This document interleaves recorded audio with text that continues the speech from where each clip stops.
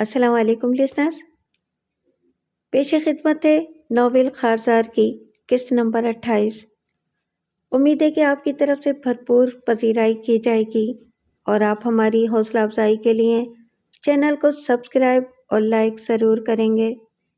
تو آئیے سنتے ہیں ڈاکٹر عبدالرب بھٹی کے اس سسپینسفل اور ایکشن سے بھرپور ناول کی قسط نمبر 28۔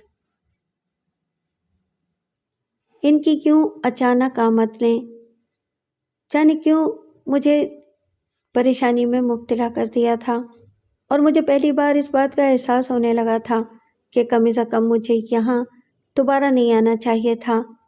خان محمد کے چہرے پر بھی اپنے بابا سائیں کی اچانک بغیر اطلاع اور غیر متوقع آمد کا سن کر فکر مندی کے سائے منڈلانے لگے تھے۔ شینا بھی مخمصے کا شکار نظر آ رہی تھی۔ باہر طور اب یہاں سے لوٹا تو نہیں جا سکتا تھا، کیونکہ اندر سردار صاحب کو ہمارے آنے کی اطلاع بھی مل چکی ہوگی، اس لیے چاروں ناچار ہم اندر آ گئے۔ احاطے کے پورچ میں ہی ہمیں سردار صاحب کی لینڈ کروزر کھڑی نظر آ گئی، جس کے قریب 2 مسلح گارڈز بھی چوکس کھڑے نظر آ گئے۔ جب ہم اندر داخل ہوئے تو میں نے سامنے ہی سردار سائیں کو ایک صوفے پر بڑے کرو فر کے ساتھ برائے جمان پایا۔ انہوں نے بیش قیمت بے داغ سفید کاٹن کی شلوار قمیض اور سرمئی باسکٹ پر بڑے باروب انداز میں اجرک ڈال رکھی تھی۔ ان کے سفید داڑھی مونچھوں والے چہرے پر ایک عجیب قسم کی سرد مہری طاری تھی۔ ایسا لگتا تھا جیسے وہ بڑی بے صبری کے ساتھ ہمارا ہی انتظار کر رہے تھے۔ ان کے عقب میں 2 لہیم شہیم باڈی گارڈز بندوقیں تھامے موت پانا کھڑے تھے۔ دوسرے صوفے پر ان کا کوئی منشی ٹائپ ایک چمرخ سا شخص بھی الوؤں جیسی گول آنکھوں پر مذاقہ خیز اینک چڑھائے بیٹھا تھا۔ اس کی گود میں ایک رجسٹر دھرا تھا۔ وہ خان محمد کو دیکھتے ہی احتراماً کھڑا ہو گیا۔ کمرے میں گہرا سناٹا طاری تھا۔ السلام علیکم بابا سائیں۔ خان محمد نے اپنے باپ کی طرف دیکھ کر انہیں فوراً سلام کیا اور آگے بڑھ کر ان سے مصافحہ کیا۔ سردار صاحب نے اپنی جگہ بیٹھے بیٹھے اس کی طرف سرد نظروں سے دیکھتے ہوئے ہولے سے اسبات میں سر ہلا کر مصافحے کے لیے ہاتھ بڑھا دیا۔ ان کے بالکل قریب ڈاکٹر ماروی بھی برائے جمان تھی۔ اس نے بڑی محبت کے ساتھ اپنے بابا سائیں کا شانہ تھام رکھا تھا۔ میرے دل و دماغ کی عجیب سی حالت ہونے لگی تھی۔ پھر میں نے اور شینا نے بھی باری باری احتراماً سر جھکاتے ہوئے سردار سائیں کو سلام کیا اور ایک طرف کھڑے ہو گئے۔ بیٹی ماروی، ان دونوں نیاڑیوں کو اندر لے جاؤ، میں نے خان محمد سے تھوڑی بات کرنی ہے۔ سردار سائیں نے سپاٹ اور گونجدار آواز میں اپنی بیٹی ماروی سے کہا، اور پھر ماروی جی اچھا بابا سائیں کہتی ہوئی ہمیں اپنے ساتھ لے کر برابر والے کمرے میں آ گئی۔ میں نے محسوس کیا کہ ڈاکٹر ماروی بھی کچھ پریشان سی نظر آ رہی تھی، اور اس پریشانی کی وجہ اس کے بابا سائیں کی گوٹ سے اچانک کنجر ہاؤس میں آمد ہی تھی۔ وہ بیچاری اس قدر پریشان تھی کہ اسے ہم سے کچھ پوچھنے کا بھی ہوش نہ رہا تھا۔ ایک عجیب تناؤ کی سی کیفیت ماحول میں طاری تھی، بالخصوص یہ ایک حالات میرے دل میں بڑی طوفانی قسم کی ہلچل مچائے ہوئے تھے۔ میں ناقابل بیان ذہنی دباؤ کا شکار ہو گئی تھی۔ ہم اندر آ کر کرسیوں پر بیٹھ گئے، البتہ ڈاکٹر ماروی نے دروازے کے قریب کھڑے ہو کر دوسرے کمرے سے سنگن لینے کے لیے کان لگا دیے۔ ٹھیک اسی وقت ہمیں دوسرے کمرے سے سردار سائیں کی پاٹدار آواز سنائی دی، جو خاصی بلند اور گونجیلی بھی تھی۔ وہ بیٹے سے مخاطب تھے، مجھے تم سے اس بات کی توقع نہ تھی کہ تم اب یہاں بھی یہ گل کھلا رہے ہو۔ تم کیا سمجھتے تھے کہ گوٹ میں ہمیں تمہارے کرتوتوں کے بارے میں کچھ پتہ نہ چلے گا؟ بابا سائیں، چھوٹے سائیں نے کچھ بولنا چاہا تو مجھے یکدم دوبارہ سردار سائیں کی درست آواز سنائی دی، خاموش، تمہیں ہم پہلے بھی حکم دے چکے تھے کہ اس چھوکری سے دور رہو اور اس کے معاملات سے کوئی سروکار نہیں رکھو۔ مجھے جواب دو، تم نے اپنے بابا سائیں کا یہ حکم کیوں نہیں مانا؟ تم کیا چاہتے ہو اب میں تمہیں سرداروں والے انداز میں سمجھاؤں؟ ایک دم ماحول کشیدہ ہو گیا تھا۔ مجھے یہ سمجھنے میں دیر نہ لگی کہ سردار سائیں اپنے بیٹے کو جس چھوکری سے دور رہنے کے لیے کہہ رہے تھے وہ چھوکری میں ہی تھی۔ میری بے چینی عروج پر پہنچ چکی تھی۔ میری وجہ سے چھوٹی سائیں کو آج اپنے باپ کے سامنے جواب دہ ہونا پڑ رہا تھا۔ پھر اس لمحے مجھے خان محمد کی آواز سنائی دی، بابا سائیں آپ میری بات تو سنیں۔ اڑے بابا ہم تمہاری کیا بات سنیں؟ سردار سائیں کی گرجدار آواز ابھری، تم نہیں جانتے اس چھوکری کنجا کی وجہ سے کوٹھ میں 2 ٹکے کے لوگ تم دونوں کے بارے میں کیسی کیسی کہانیاں سناتے پھر رہے ہیں۔ میں نے کبھی بھی کسی پر جبر نہیں کیا، اب تم ہی بتاؤ میں ان کے منہ کس طرح بند کروں؟ ماحول بتدریج مزید کشیدہ ہوتا جا رہا تھا اور میں دھواں دھواں ہوتی جا رہی تھی۔ ادھر شینا اور ڈاکٹر ماروی بھی ہمارے پریشانی کے سن ہو کر رہ گئی تھیں۔ پھر ڈاکٹر ماروی دروازہ کھول کر دوسرے کمرے میں چلی گئی اور اپنے بابا سائیں سے بڑے رسان کے ساتھ بولی، بابا جان آپ ادا خان محمد کو کچھ بولنے تو دینا، اب میری اولاد میرے سامنے بولے گی؟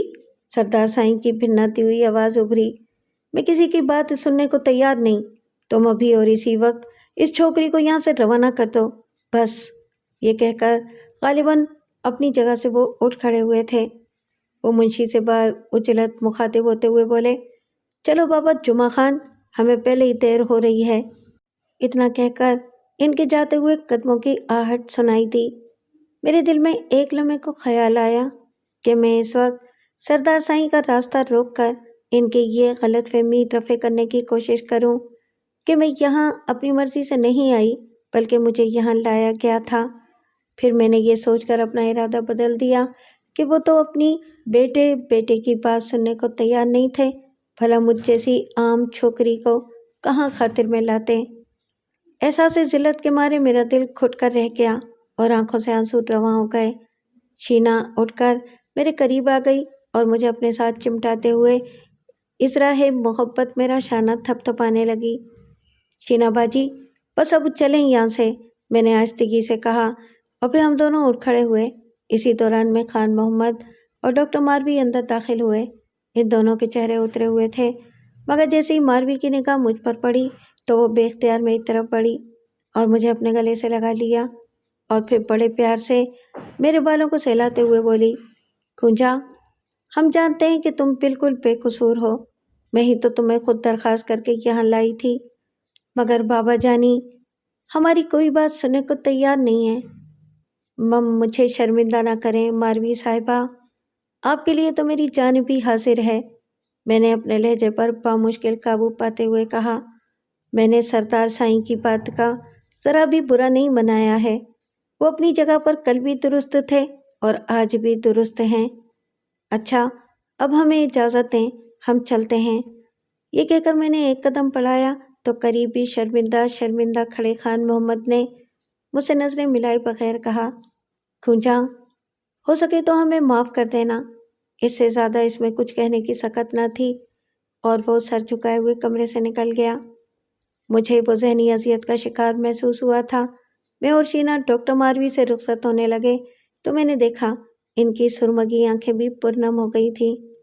ٹھہرو شینا، میں ڈرائیور ساتھ کر دیتی ہوں، ماروی ہمیں گیٹ تک چھوڑنے آئی تھی۔ نہیں اس کی ضرورت نہیں ماروی صاحبہ، شینا نے انکار میں گردن ہلائی، ہم کسی رکشے وغیرہ میں چلے جائیں گے۔ لیکن تم دونوں جاؤ گے کہاں؟ اب تو انکل لال بھی ادھر نہیں رہے، ماروی نے تفکر آمیز لہجے میں شینا سے پوچھا تو شینا پھیکی سی مسکراہٹ کے ساتھ بولی، اللہ سائیں کی زمین بہت بڑی ہے ماروی صاحبہ۔ اچھا خدا حافظ، شینا نے ہلکی سی مسکراہٹ کے ساتھ کہا اور پھر ہم دونوں ڈاکٹر ماروی کو حیران و پریشان چھوڑ کر کوٹھی سے باہر سڑک پر آ گئے۔ ہم کنجر ہاؤس سے خاصی دور آ کر رکشے ٹانگے وغیرہ کے انتظار میں سڑک کے کنارے کھڑے ہو گئے۔ میں نے کنکھیوں سے شینا کی طرف دیکھا تھا، اس کے چہرے پر خاصی برہمی کے آثار تھے، اسے یہ سب بہت برا محسوس ہوا تھا۔ کیا سوچ رہی ہیں شینا باجی آپ؟ میں نے ہولے سے پوچھا۔ میں سوچ رہی ہوں ہم ایک کمرے میں بیٹھ کر سردار کی باتیں سننے کے بجائے سامنے پہنچ کر انہیں یہ حقیقت بتا دینا چاہیے تھی کہ اصل میں ان کی چہیتی بیٹی ماروی ہی تمہیں اپنے بھائی کی نفسیاتی بیماری دور کرنے کی غرض سے خود ہاتھ جوڑ کر کنجر ہاؤس لے کر آئی تھی، کیونکہ ان کا بیٹا ایک شادی شدہ لڑکی کے عشق کے بخار میں مبتلا ہو گیا تھا۔ شینا نے غصے اور طنز کی گہری کاٹ کے ساتھ اپنے دانت پیس کر کہا، تم نے غلطی کی کنجا، تمہیں فوراً آگے بڑھ کر ان سردار صاحب کو ساری حقیقت بتا دینی چاہیے تھی، کیونکہ ان دونوں بہن بھائیوں کا باپ تمہیں ہی قصوروار سمجھ رہا ہے، اور وہ یقیناً اب تمہاری شکایت گوٹ پہنچتے ہی بی بی جی سے کرے گا۔ اس کا مقصد بی بی جی کو شرمندہ کرنا ہی ہوگا۔ کیا فائدہ ان باتوں کا؟ اللہ جانتا ہے میرے دل میں کسی کے لیے بھی خلوص کے سوا کچھ نہیں ہے۔ میں نے ڈاکٹر ماروی کو بھی ایک دکھی بہن کے روپ میں دیکھا تو انسانی ہمدردی کے تحت ان کے ساتھ کنجر ہاؤس چلی آئی۔ اس کے علاوہ میرے دل میں کوئی اور جذبہ نہ تھا۔ مجھے ٹوٹا ہوا اور رنجیدہ دیکھ کر شینا نے اپنے لہجے کو شوق بناتے ہوئے مسکرا کر کہا، ارے میری بنو، میں تمہیں اچھی طرح جانتی ہوں، ساری دنیا کا درد تمہارے ہی سینے میں سمایا ہوا ہے، مگر دنیا کی ٹھٹائی بھی تو دیکھو نا، ناقدری کر رہے ہیں۔ شینا باجی، اب جانا کہاں ہے؟ میرے تو سر میں درد ہو رہا ہے، کوٹ تک کا سفر کم از کم آج تو مجھ سے نہ ہو سکے گا۔ نہیں، ابھی تو خیر تم اپنے کوٹ جانے کا پروگرام 2-3 دنوں تک کینسل ہی سمجھو۔ لیکن باجی، اب ہم جائیں گے کدھر؟ میں نے پوچھا۔ ارے تم نے اپنی شینا باجی کو کیا ایسے ہی سمجھ رکھا ہے؟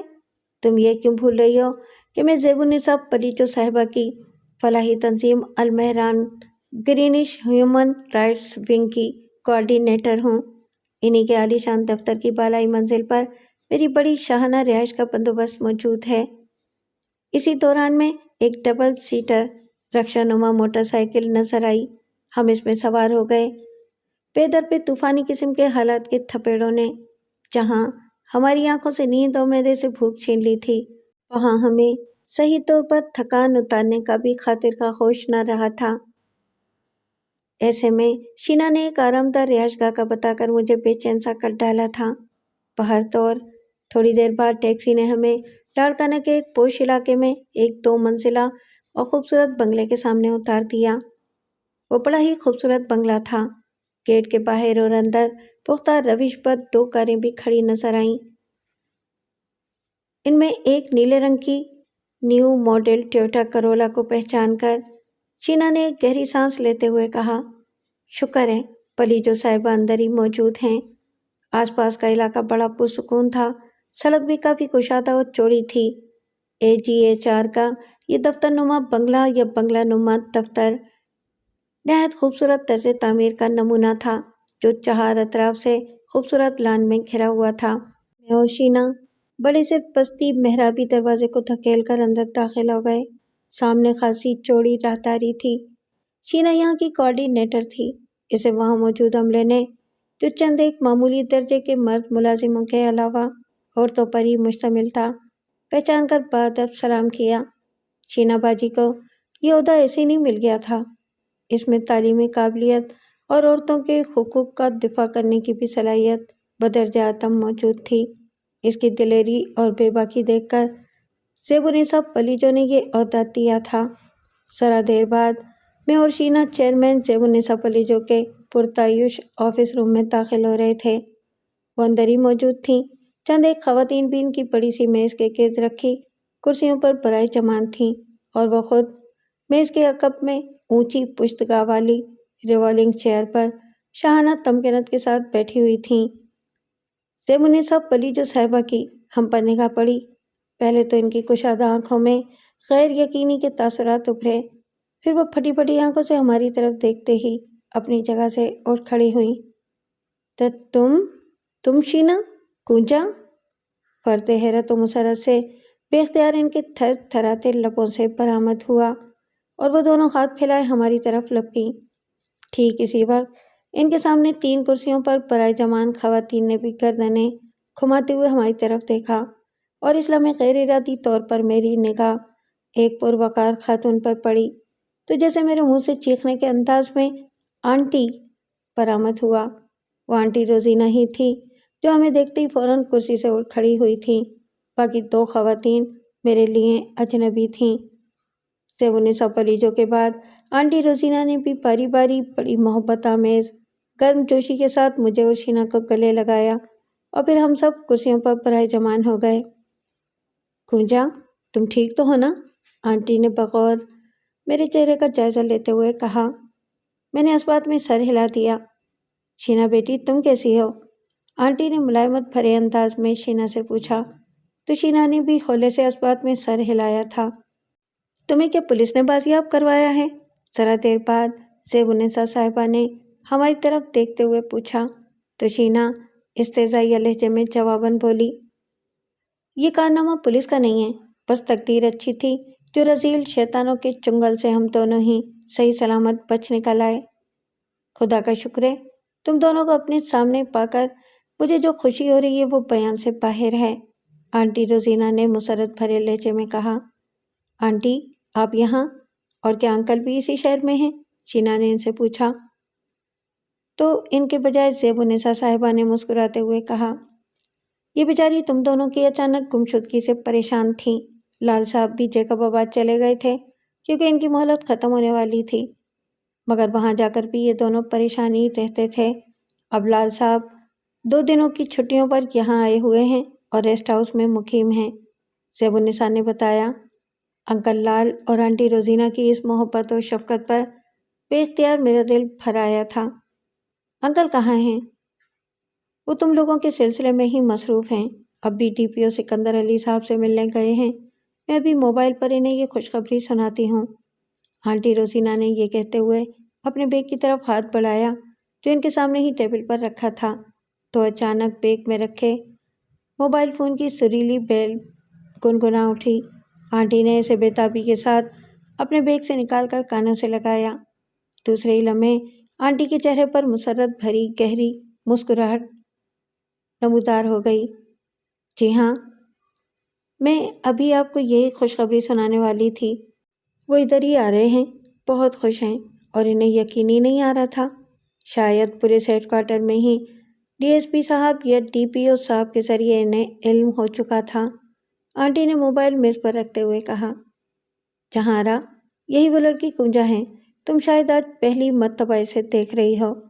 لمحے بھر کی خاموشی کے بعد زیب النساء نے آنٹی روزینہ کے برابر کرسی پر برائے جوان ہلکی نیلے رنگ کی ساڑی میں ملبوس ایک پروقار خاتون کو مخاطب کر کے میری جانب اشارہ کرتے ہوئے کہا۔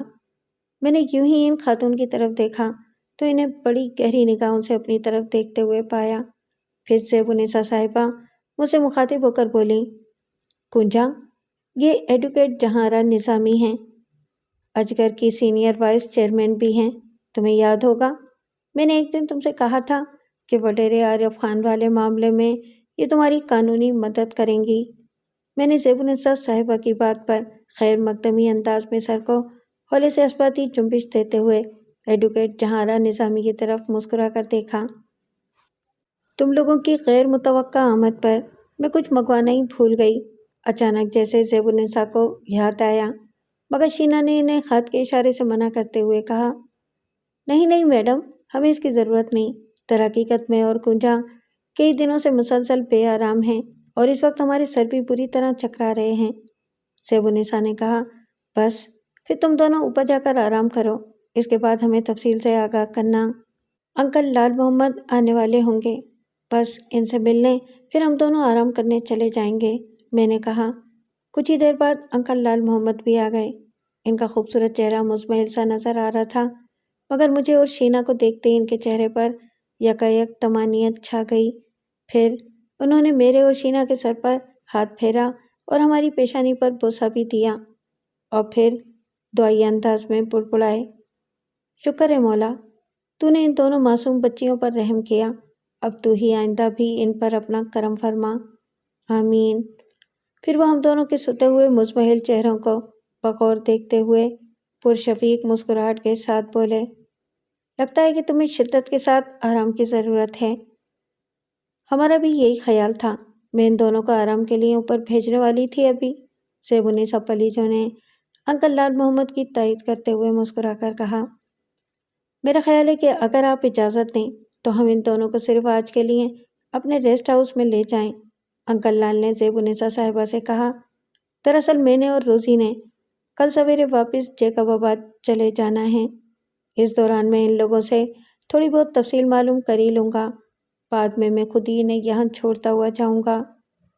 بالکل ٹھیک ہے، یہی بہتر رہے گا، زیب النساء پلیجو نے انکل لال محمد کی طرف دیکھتے ہوئے کہا، آپ کے پاس چونکہ وقت تھوڑا ہے اور ویسے بھی مناسب یہی رہے گا کہ سب سے پہلے آپ ہی ان دونوں بچیوں کے حالات سے آگاہ ہوں۔ پھر ہم تو اسی شہر میں ہی ہیں اور ان دونوں بچیوں کو رہائش کا بھی خاطر خواہ یہاں بندوبست کر رکھا ہے۔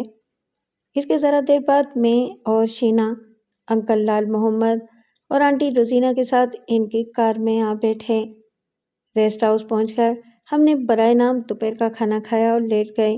رات 9 بجے کے بعد کہیں جا کر ہماری آنکھ کھلی۔ ہم نے جاگتے ہی سب سے پہلے گرم پانی سے غسل کیا۔ اتنے میں ہمیں بھوک محسوس ہونے لگی۔ کھانا ہم سب نے مل کر کھایا اور کھانے کے بعد چائے کا دور چلا۔ اس دوران میں پہلے میں نے اور بعد میں شینا نے انکل لال محمد کو میرے اغوا سے لے کر اب تک کے سارے حالات سے آگاہ کر دیا۔ اس دوران میں انکل ضرورتاً کچھ اہم باتیں بھی پوچھتے رہے تھے۔ ہمارے حالات سے آگاہی کے بعد کافی دیر تک انکل لال محمد کے چہرے پر پرسوچ خاموشی طاری رہی تھی۔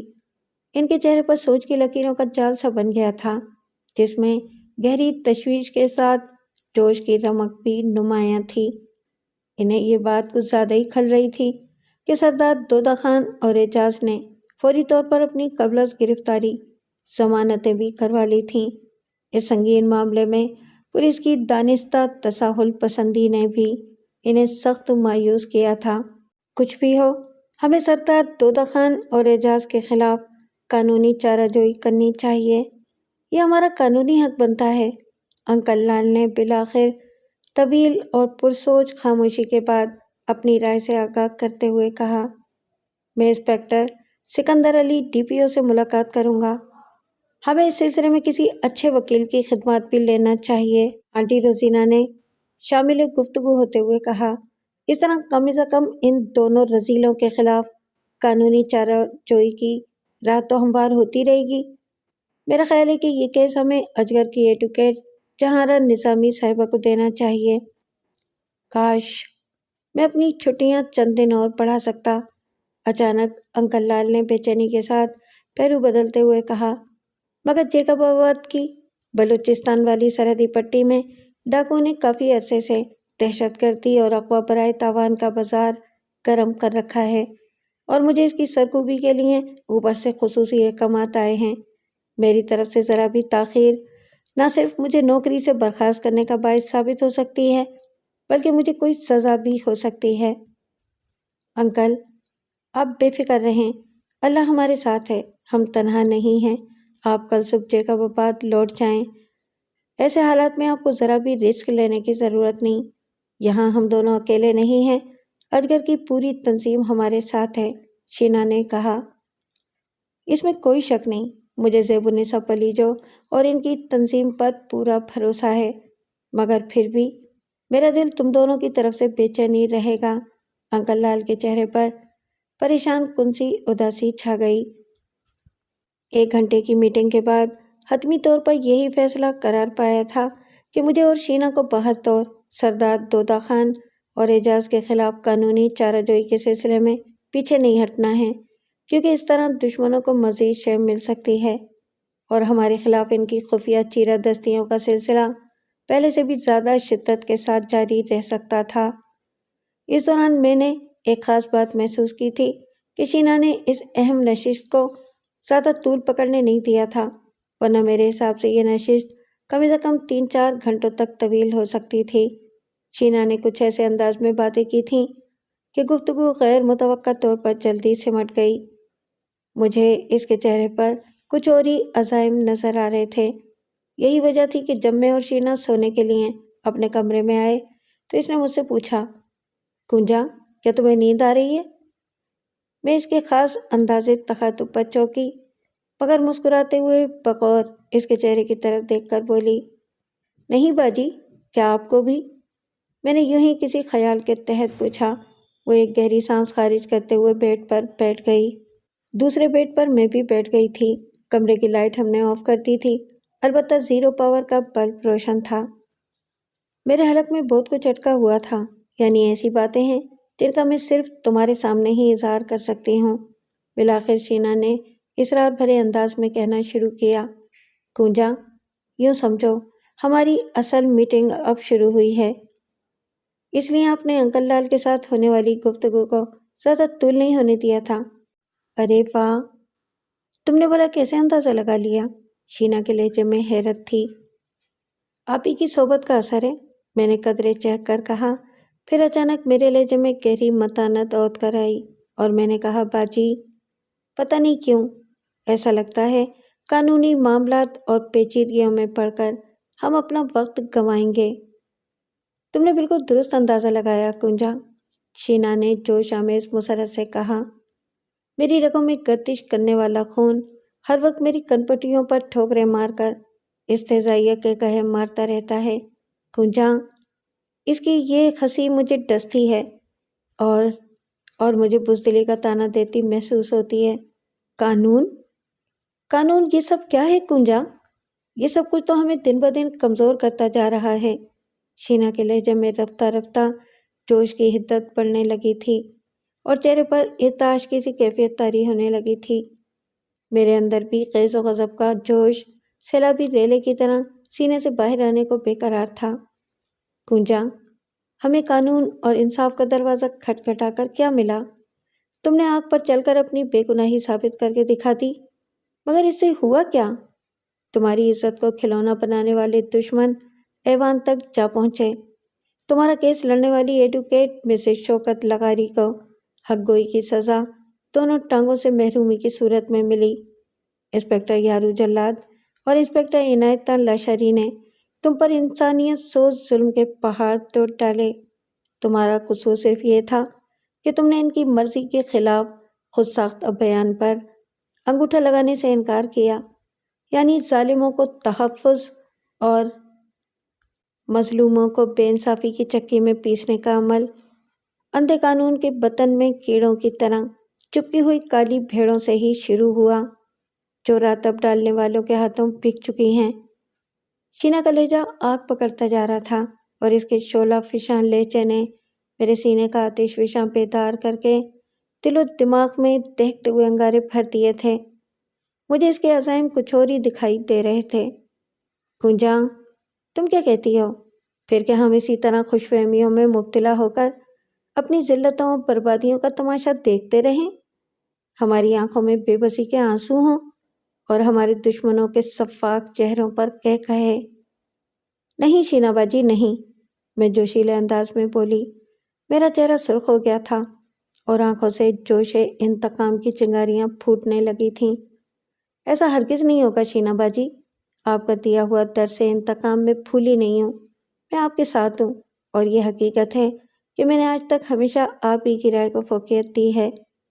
مگر باجی، یہ بھی تو ایک حقیقت ہے کہ ہمیں بعض حالات میں انکل لال محمد اور زیب النساء صاحبہ پر بھی بھروسہ کرنا پڑتا ہے۔ تمہاری بات بھی غلط نہیں ہے، شینا نے اس بار پرسکون لہجے میں کہا۔ میرا مطلب یہ نہیں کہ ہم دندناتے ہوئے درانہ پار اپنے شفاق دشمنوں کے بھٹ میں جا داخل ہوں۔ جہاں قانون کمزور پڑتا دکھائی دے، وہاں ہمیں بھی اپنے طور پر کچھ کارروائی بھی کرنا چاہیے۔ دشمنوں نے ہمارے خلاف ہر محاذ پر غیر قانونی ہتھ کنڈے استعمال کیے ہیں، اور تم نے خود ہی دیکھ لیا کہ قانون بعض مجبوریوں کی وجہ سے الٹا انہیں تحفظ فراہم کرنے میں لگا ہے۔ کنجا، ہمارے دشمن بڑے مکار ہیں، جب ناکام ہونے لگتے ہیں تو بڑی مکاری کے ساتھ قانون کی آڑ لے لیتے ہیں۔ تم انکل وغیرہ کی رائے کی بنسبت میری رائے پر اعتماد اور انحصار کرتی ہو، بالکل اسی طرح میں بھی ان کے علاوہ ایک دوسرے شخص پر مکمل اعتماد کرتی ہوں۔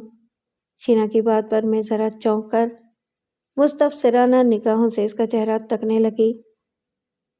ہاں کنجا، وہ مجھے اپنی طرف استفہامیہ نگاہوں سے بدستور دیکھتا پا کر پرزور لہجے میں بولی، میں آج تمہیں یہ راز بتا رہی ہوں جسے یقیناً تم اپنے تک ہی محدود رکھو گی، حتیٰ کہ اس کا ذکر انکل لال اور آنٹی روزینہ سے بھی نہیں کرو گی۔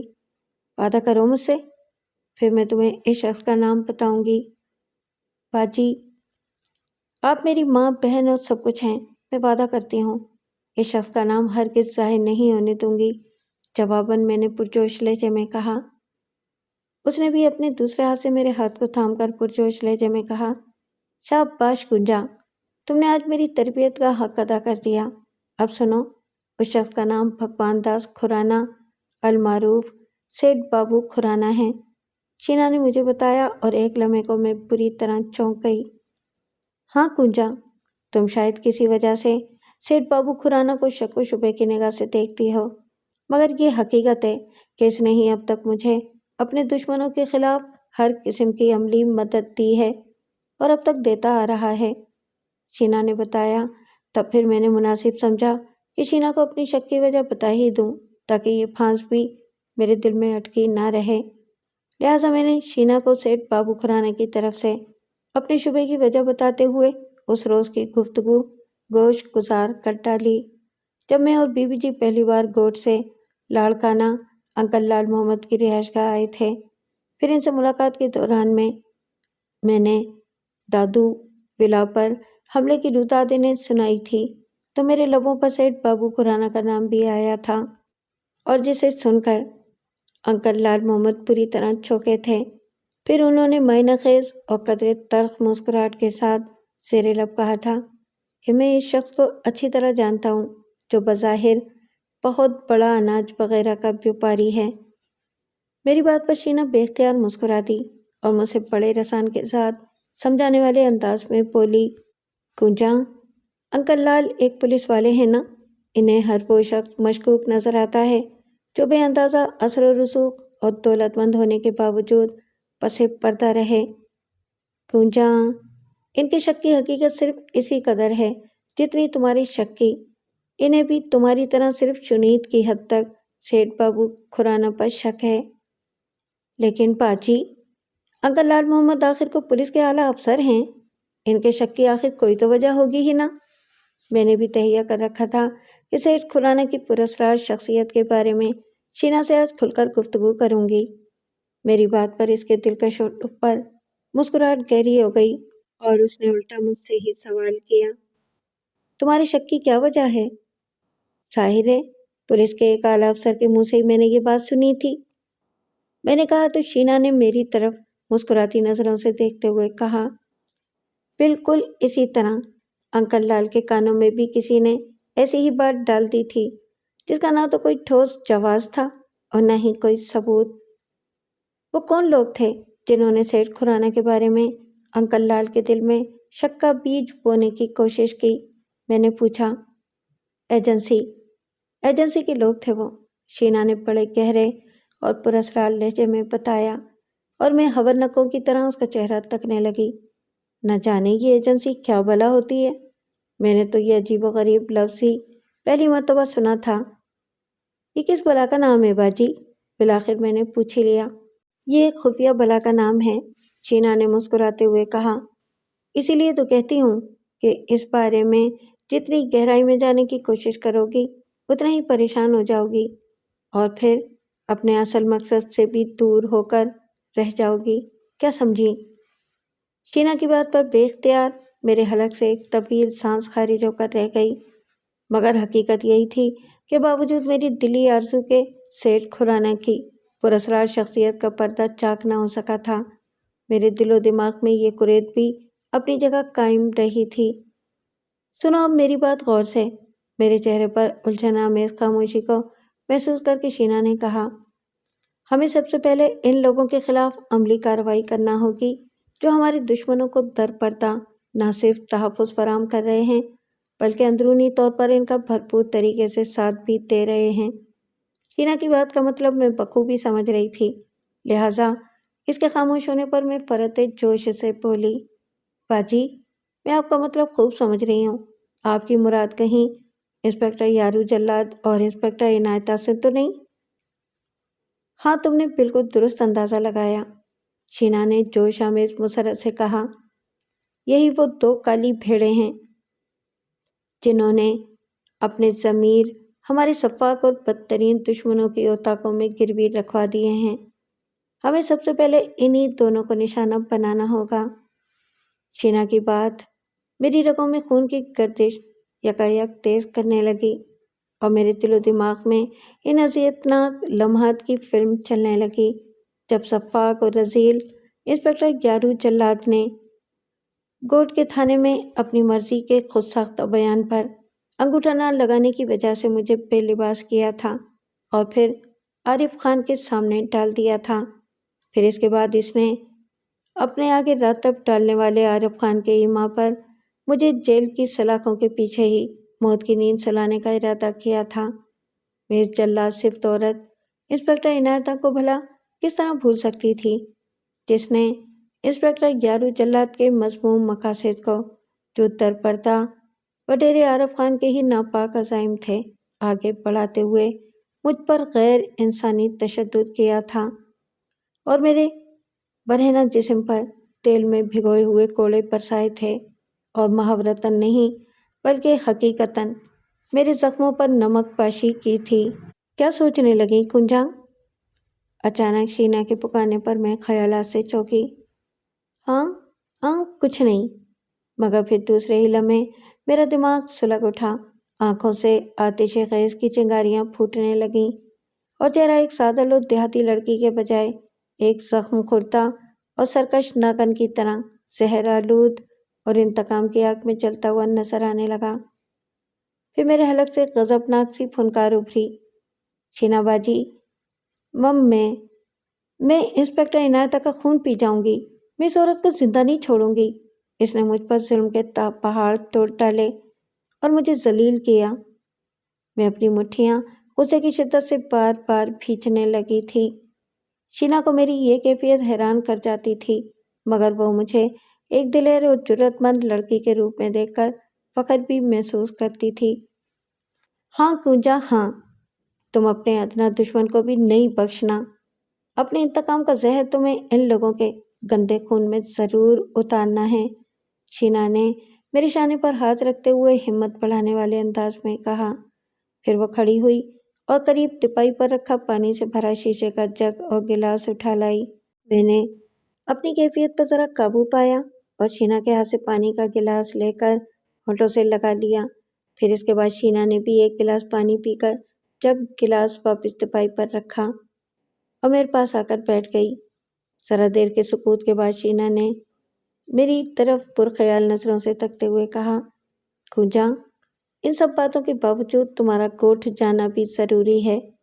मैं इसकी बात पर ज़रा चौंकी। कोर्ट का जिक्र सुनते ही मेरी आंखों के सामने अपने मजाजी खुदा, अपने महबूब शौहर मोहम्मद पिरियल का चेहरा उभर आया। हाँ कुंजा, तुमने एक और अहम काम भी तो करना है। क्या मोहम्मद पिरियल को भूल गई? मैं इसे कैसे भूल सकती हूँ शीना बाजी, मैंने मखमूम लहजे में कहा। खुद मुझे अपनी आवाज़ दिल की गहराइयों से आती हुई महसूस होने लगी। मेरा शौहर, मेरा महबूब शौहर, मेरा मोहसिन भी है। इसे तो मुझे हर हाल में तलाश करना है, चाहे मुझे आर्जी तौर पर अपने असल मकसद से भी हटना पड़ जाए। तो मैं तन मन धन के साथ इसकी तलाश जारी रखूंगी। वो बेचारा मेरी आंखों के दिए रोशन करके खुद न जाने कहाँ कहाँ दरबदर की ठोकरें खा रहा होगा। काश बाजी मैं उस दिन उसका दिल न तोड़ती और न ही वो मुझसे दिल बर्दाश्त होकर गुमनामी के अंधेरों में बेनूरी के आलम में भटकता।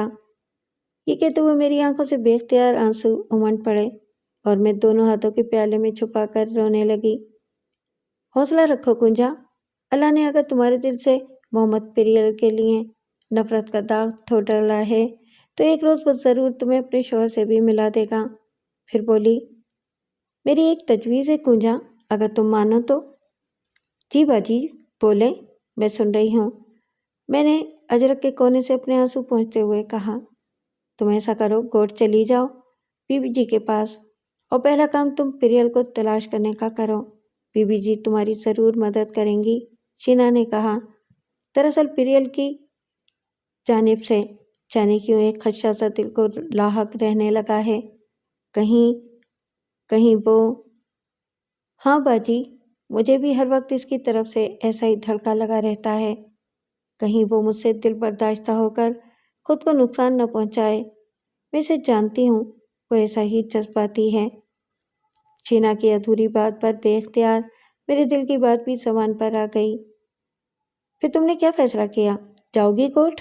शीना ने पूछा।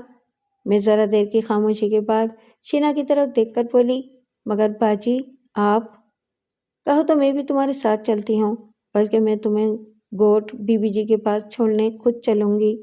اس نے مجھے شیشو پن میں مبتلا دیکھ کر جلدی سے کہا، میرا مطلب یہ نہیں تھا باجی، میں نے کہا۔ اوکے اوکے، میں سمجھ گئی، شینا نے کہا۔ دراصل میں یہاں رہتے ہوئے انسپکٹر عنایتاں، سردار دودہ خان اور اعجاز کے خلاف مشن جاری رکھوں گی۔ یہاں میڈم زیب النساء صاحبہ کی پوری ٹیم میرے ساتھ ہے۔ مگر باجی، اس رذیل عورت عنایتاں سے میں خود بھی نمٹنا چاہتی ہوں، تاکہ وہ پھر کبھی مجھ جیسی کسی دوسری مجبور اور دکھیاری لڑکی کو مشق ستم نہ بنا پائے۔ میرے لہجے سے آتش غیظ کی تپش کو محسوس کر کے ایک لمحے کو شینا خاموش ہو گئی۔ ٹھیک ہے، میں بھی یہی چاہتی ہوں، تم خود اپنے ہاتھوں سے اس کمینی اور ضمیر فروش انسپکٹر عنایتوں کو ایسا سبق سکھاؤ کہ پھر یہ اس قابل ہی نہ رہے کہ کسی اور بے گناہ پر ظلم کر سکے۔ بس اب صبح ہو لینے دو، میں کسی طرح سے انسپکٹر عنایتہ کی ذاتی رہائش گاہ کے بارے میں معلومات حاصل کر لوں، پھر ہم دونوں خود اس کی رہائش گاہ پر شب خون ماریں گے۔ شینا کی بات سن کر میری رگوں میں بھی خون کی گردش تیز ہونے لگی۔ اس کے بعد میں اور شینا اپنے اپنے بیڈ پر سونے کے لیے تراز ہو گئے۔ اگلے روز صبح ہم جاگے، پھر ناشتے وغیرہ سے فارغ ہونے کے بعد میں اور شینا انکل لال محمد اور آنٹی روزینہ کے ساتھ ان کی گاڑی میں سوار ہو کر سب سے پہلے اجگر کے دفتر پہنچے۔ وہاں زیب النساء ولیجو صاحبہ ہماری منتظر تھیں۔ ان کے علاوہ اجگر کی سینئر وائس چیئرمین ایڈوکیٹ جہاں نظامی صاحبہ بھی موجود تھیں۔ ایک مختصر سی میٹنگ کے بعد انکل لال اور آنٹی روزینہ مجھے اور شینا کو دعائیں دیتی ہوئی وہاں سے جیکب آباد کے لیے روانہ ہو گئیں۔ ان کے جانے کے بعد 2 گھنٹے کے بعد مزید دیگر معاملات پر بحث ہوتی رہی، جس کا لب لباب یہی تھا کہ سردار دودہ خان اور اعجاز وغیرہ کو کس طرح قانونی شکنجے میں جکڑا جائے۔ اس دوران میں شینا نے میڈم زیب النساء اور ایڈوکیٹ جہاں نظامی کو میرے آئندہ کے پروگرام کے بارے میں بتانا ضروری سمجھا، جس میں میری گوٹھ روانگی اور محمد پریل کو تلاش کرنے کی مہم شامل تھی۔ میرا تو خیال تھا کہ سردار دودہ خان اور اعجاز کو مکمل طور پر قانونی گرفت میں لینے تک کوجا اپنے گوٹھ جانے کا پروگرام فی الحال مؤخر ہی رکھے۔ ایڈوکیٹ جہاں نظامی نے رائے دیتے ہوئے کہا۔ ایسے میں شینا سے تو کوئی جواب نہیں بن پڑا، مگر میڈم زیب النساء میرے اور پریل کے معاملے کی حساس نوعیت سے بخوبی آگاہ تھیں، لہٰذا خود ہی ایڈوکیٹ جہاں سے مخاطب ہو کر بولی، جہاں ایک وکیل کی حیثیت سے تمہاری بات اپنی جگہ درست ہے، مگر میں سمجھتی ہوں کنجا کا اپنے شوہر محمد پریل کو تلاش کرنا بھی ضروری ہے، کیونکہ میں کنجا کے ماضی کے تلخ حالات سے بخوبی واقف ہوں۔ محمد پریل جس طرح کنجا سے دل برداشتہ ہو کر گمنامی کی راہ اپنا چکا ہے، وہ صورتحال زیادہ سنگین ہے۔ دل برداشتہ ہو کر خود کو بھی نقصان پہنچا سکتا ہے، اور پھر وڈیرے عارف خان اور بھورل خان کے خلاف محمد پریل کی گواہی بھی بڑی ٹھوس اہمیت رکھتی ہے۔ ان کی بات پر ایڈوکیٹ جہاں تفہیمی انداز میں اپنے سر کو جنبش دینے لگی۔ تمہیں نے کنجا کے سارے حالات تفصیل سے بتائی دیے تھے، یقیناً تم بھی میری اس بات سے اتفاق کرو گی کہ محمد پریل اگر کورٹ میں حاضر ہو کر اس بات کی گواہی دے دے کہ اس رات جب اس نے ذاتی مفاد کی خاطر اپنی معصوم اور بے گناہ نو بیہتہ بیوی پر کاری کا جھوٹا الزام لگا کر اسے قتل کرنے کی کوشش کی، تو کنجا جان بچا کر جب وہاں سے بھاگی اور وڈیرے عارف خان کے کارندے کے ہتھے چڑھ گئی اور وہ پریل کے خونی پنجوں سے نجات دلانے کے لیے کنجا کو بہلا پھسلا کر اپنے ساتھ وڈیرے کی اتاق لے گیا تھا۔ محمد پریل کی یہ گواہی یقیناً وڈیرے عارف خان کے گرد قانونی جال بننے میں مددگار ثابت ہو سکتی ہے۔ مگر بھورل خان بھی تو روپوش ہے، کیونکہ جب کنجا کی وڈیرے عارف خان کے خلاف پریس کانفرنس کرنے کے بعد ہماری تنظیم کی طرف سے ایک تحقیقاتی ٹیم کنجا کے گوٹھ حقائق کا جائزہ لینے گئی، تو وہاں باوجود کوشش کے ہماری ملاقات بھورل خان سے نہیں ہو سکی تھی۔ وہ اپنے گرو وڈیرے عارف خان سے ناراض ہو کر روپوش ہو چکا ہے، ایڈوکیٹ جہاں آرا نے کہا۔ اچانک میرے ذہن کو ایک جھٹکا لگا اور بے اختیار مجھے ملعون بھورل خان کے ذکر پر یاد آنے لگا کہ اس کا میرے ساتھ دوبارہ بھی ٹاکرا ہوا تھا، اور یہ انہی دنوں کا ذکر تھا جب اعجاز کھوڑوں کی رکھیل دلشاد خاتون اعجاز کے اشاروں پر ناچتے ہوئے مجھ سے ٹکرائی تھی، اور سب سے پہلے اس نے ہی ایک پراسرار محسنہ کی حیثیت سے میری ضمانت کروائی تھی۔ پھر مجھے اپنے مسلح آدمیوں کے ساتھ عارف خان کے خلاف راجواڑی فیصلہ کروانے کے لیے گوٹھ روانہ کرنے کا بندوبست کیا تھا، اور شمس نامی نوجوان اپنے چند مسلح آدمیوں کے ساتھ مجھے لے کر گاڑی میں روانہ ہوا تھا۔ پھر راستے میں اچانک بھورل خان کے آدمیوں سے ہمارا ٹکراؤ ہو گیا، اور بڑی گھمسان کی جنگ کے بعد شمس سمیت تقریباً سارے افراد سفاک بھورل خان اور اس کے مسلح آدمیوں کے ہاتھوں لقمہ اجل بن گئے، مگر پھر عین وقت پر شینا کے درمیان میں کود پڑنے سے بھورل خان کو پسپا ہونا پڑا تھا، اور پھر وہ رذیل بھورل خان فرار ہونے میں کامیاب ہو گیا تھا۔ اس دوران میں مجھے عارف خان کے گرو گھنٹال پیر برکت علی شاہ المعروف پیر سائیں کے آدمیوں نے اغوا کر لیا۔ بہر طور مردود بھورل خان کا اپنے گماشتوں سمیت ہم سے ٹکراؤ ہوا تھا، تو اس وقت میرے ذہن کو کچھ اشارے ملے تھے کہ بھورل خان نے اب عارف خان کے بعد پیر برکت علی شاہ المعروف پیر سائیں کی آشیرواد حاصل کر لی ہے، لہٰذا اب جب کہ ایڈوکیٹ جہاں آرا نظامی نے بھورل کا ذکر کیا تو بے اختیار مجھے یاد آیا تھا، اور میں نے برملا اپنے اس خیال کا اظہار بھی کرتے ہوئے کہا، مجھے لگتا ہے کہ وہ کمینہ شخص بھورل خان اب پیر سائیں کے زیر سایہ رہ رہا ہے۔ تم یہ بات اس قدر یقین سے کس طرح کہہ سکتی ہو؟ میڈم زیب نے اچانک میری طرف دیکھتے ہوئے پوچھا، تو میں نے تمام واقعات مختصراً ان کے گوش گزار کر ڈالے۔ پیر سائیں کے نام پر وہ سب چونکے تھے، تاہم انہیں بھی پہلے سے اس بات کا علم تھا کہ پیر سائیں نے الیکشن کے دوران میں وڈیرے عارف خان کی کھل کر حمایت کی تھی، مگر ان کے چونکنے کی وجہ یہ تھی کہ اب بھورل خان کیا واقعی اس پیر سائیں کا دست راست بن چکا ہے؟ پیر سائیں کا کونجا والے معاملے میں کود پڑنا ہمارے لیے مزید تشویشناک ثابت ہو سکتا ہے۔ میڈم زیب نے اپنے خدشے کا برملا اظہار کر ڈالا۔ وہ میدان سیاست کی ایک بہت بھاری بھرکم شخصیت ہے، اور اب تو وہ حکومت میں شامل ہو کر ایک بڑی شخصیت بن چکا ہے۔ اس کے بارے میں کہا جاتا ہے کہ وہ اندرون سندھ کے وڈیروں کو اپنی کشتی میں سوار کروانے کا ماہر ہے، اور ہارس ٹریڈنگ میں بھی ملکہ رکھتا ہے۔ اوہ! ایڈوکیٹ جہاں آرا کے ہونٹ دائرے کی صورت اختیار کر گئے۔ یہ تو واقعی بہت نازک صورتحال ہے۔ اس کا مطلب ہے ہمیں ان دونوں افراد کے خلاف سیاسی محاذ پر بھی لڑنا پڑے گا؟ میڈم زیب نے پرخیال لہجے میں کہا۔ آف کورس، ایڈوکیٹ جہاں آرا کے منہ سے نکلا۔ ایسے میں شینا نے ہولے سے کھنکار کر شامل گفتگو ہوتے ہوئے کہا، میرا خیال ہے کہ فی الحال ہمیں اپنی توپوں کا رخ صرف عارف خان کی طرف ہی موڑے رکھنا چاہیے، جب تک کہ اس کا گرو گھنٹال پیر سائیں کھل کر اس کی مدد کے لیے سامنے نہیں آ جاتا۔ شینا کی بات پر میڈم زیب کے ہونٹوں پر زہریلی مسکراہٹ دوڑ گئی۔ شینا کی بات پر میڈم زیب کے ہونٹوں پر زہریلی مسکراہٹ دوڑ گئی، اور پھر وہ بولی، اس شخص کو میں اچھی طرح جانتی ہوں، یہ کبھی بھی کھل کر سامنے نہیں آتا، لیکن مجھے حیرت اس بات پر ہو رہی ہے کہ اس کے کارندے کیا اتنے ہی گاؤدی اور احمق تھے کہ جب انہوں نے اس کے پیر سائیں کے ایما پر کونجا کو اغوا کیا تو آپس میں گفتگو کے دوران میں انہوں نے پیر سائیں کا نام لے لیا تھا۔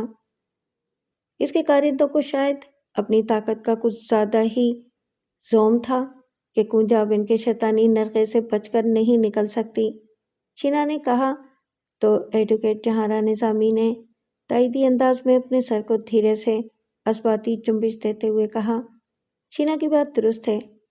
بہرحال مان میڈم زیب گفتگو کی بے جا طوالت کو سمیٹنے کی غرض سے بولی، بقول شینا اب اپنی توپوں کا رخ وڈیرے عارف خان کی طرف ہی رکھنا ہوگا، اور سردار دودہ خان اور اعجاز کا معاملہ، یہ بھی تو اولیت رکھتا ہے، ایڈوکیٹ جہاں آرا نے یاد دلاتے ہوئے کہا تو میڈم زیبونسا پلیجو نے پرسوچ لہجے میں اپنا سر ہلاتے ہوئے کہا، ہاں سر دست تو ہمیں اس کو حل کرنا چاہیے۔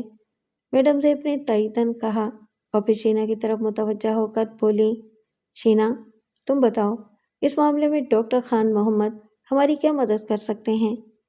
ان کی بات پر شینا کے چہرے پر الجھن آمیز لکیروں کا جال سا بن گیا۔ پھر وہ ایک ثانیے کے لیے میری طرف دیکھتے ہوئے میڈم زیب سے مخاطب ہو کر بولی، میڈم میرا خیال ہے کہ ڈاکٹر خان محمد کو اس معاملے میں شامل نہ ہی کرنا بہتر ہے، اس کا معاملہ ذرا حساس ہے۔ یہ بتاتے ہوئے شینا نے مختصر لفظوں میں ان باپ بیٹوں کی آپس کی سرد جنگ کے بارے میں آگاہ کر دیا۔ اٹس اوکے، ہم خود ہی اس معاملے میں کچھ کرتے ہیں اور سب سے پہلے آج ڈی پی او سے ملاقات کر کے ان سے مدد لینے کی درخواست کرتے ہیں۔ وہ کیا کریں گے میڈم؟ شینا نے استہزائیہ مسکراہٹ کے ساتھ کہا، انہوں نے تو خود اپنی جان چھڑاتے ہوئے ہمیں اپنے نالائق ڈی ایس پی علی سبھاگو کے حوالے کر دیا تھا، جس نے تساہل سے کام لے کر بعد میں ہمیں متعلقہ تھانے کے ایس ایچ او انسپکٹر در محمد کے سپرد کر دیا۔ اس نے دانستہ ہر کام میں سستی دکھائی، جس کے نتیجے میں سردار دودہ خان اور اس کے دستے راست اعجاز کھوڑوں نے اپنی قبل از وقت گرفتاری ضمانت کروا بھی ڈالی۔ خیر یہ بھی مقدر کا ہی کھیل تھا کہ سردار دودہ خان کی حویلی میں پے در پہ ناکام پولیس چھاپے مارنے کے بعد ان دونوں کو قانونی تحفظ حاصل ہو گیا۔ میڈم زیب نے جیسے شینا کی بات کو مسترد کر دیا۔ مجھے خود ان کی بات میں وزن محسوس ہوا تھا۔ میرا خیال ہے کہ بیک وقت کئی مسائل زیر بحث لانے سے ہم الجھ گئے ہیں۔ ہم چند گھنٹوں کے بعد دوبارہ یکجا ہو کر سردار دودہ خان اور اعجاز کو قانون کی گرفت میں لانے کی مضبوط اور مربوط منصوبہ بندی کریں گے۔ ایڈوکیٹ جہاں آرا نظامی نے بالآخر میٹنگ برخاست کرنے کے انداز میں اپنے دونوں ہاتھ اٹھا کر کہا۔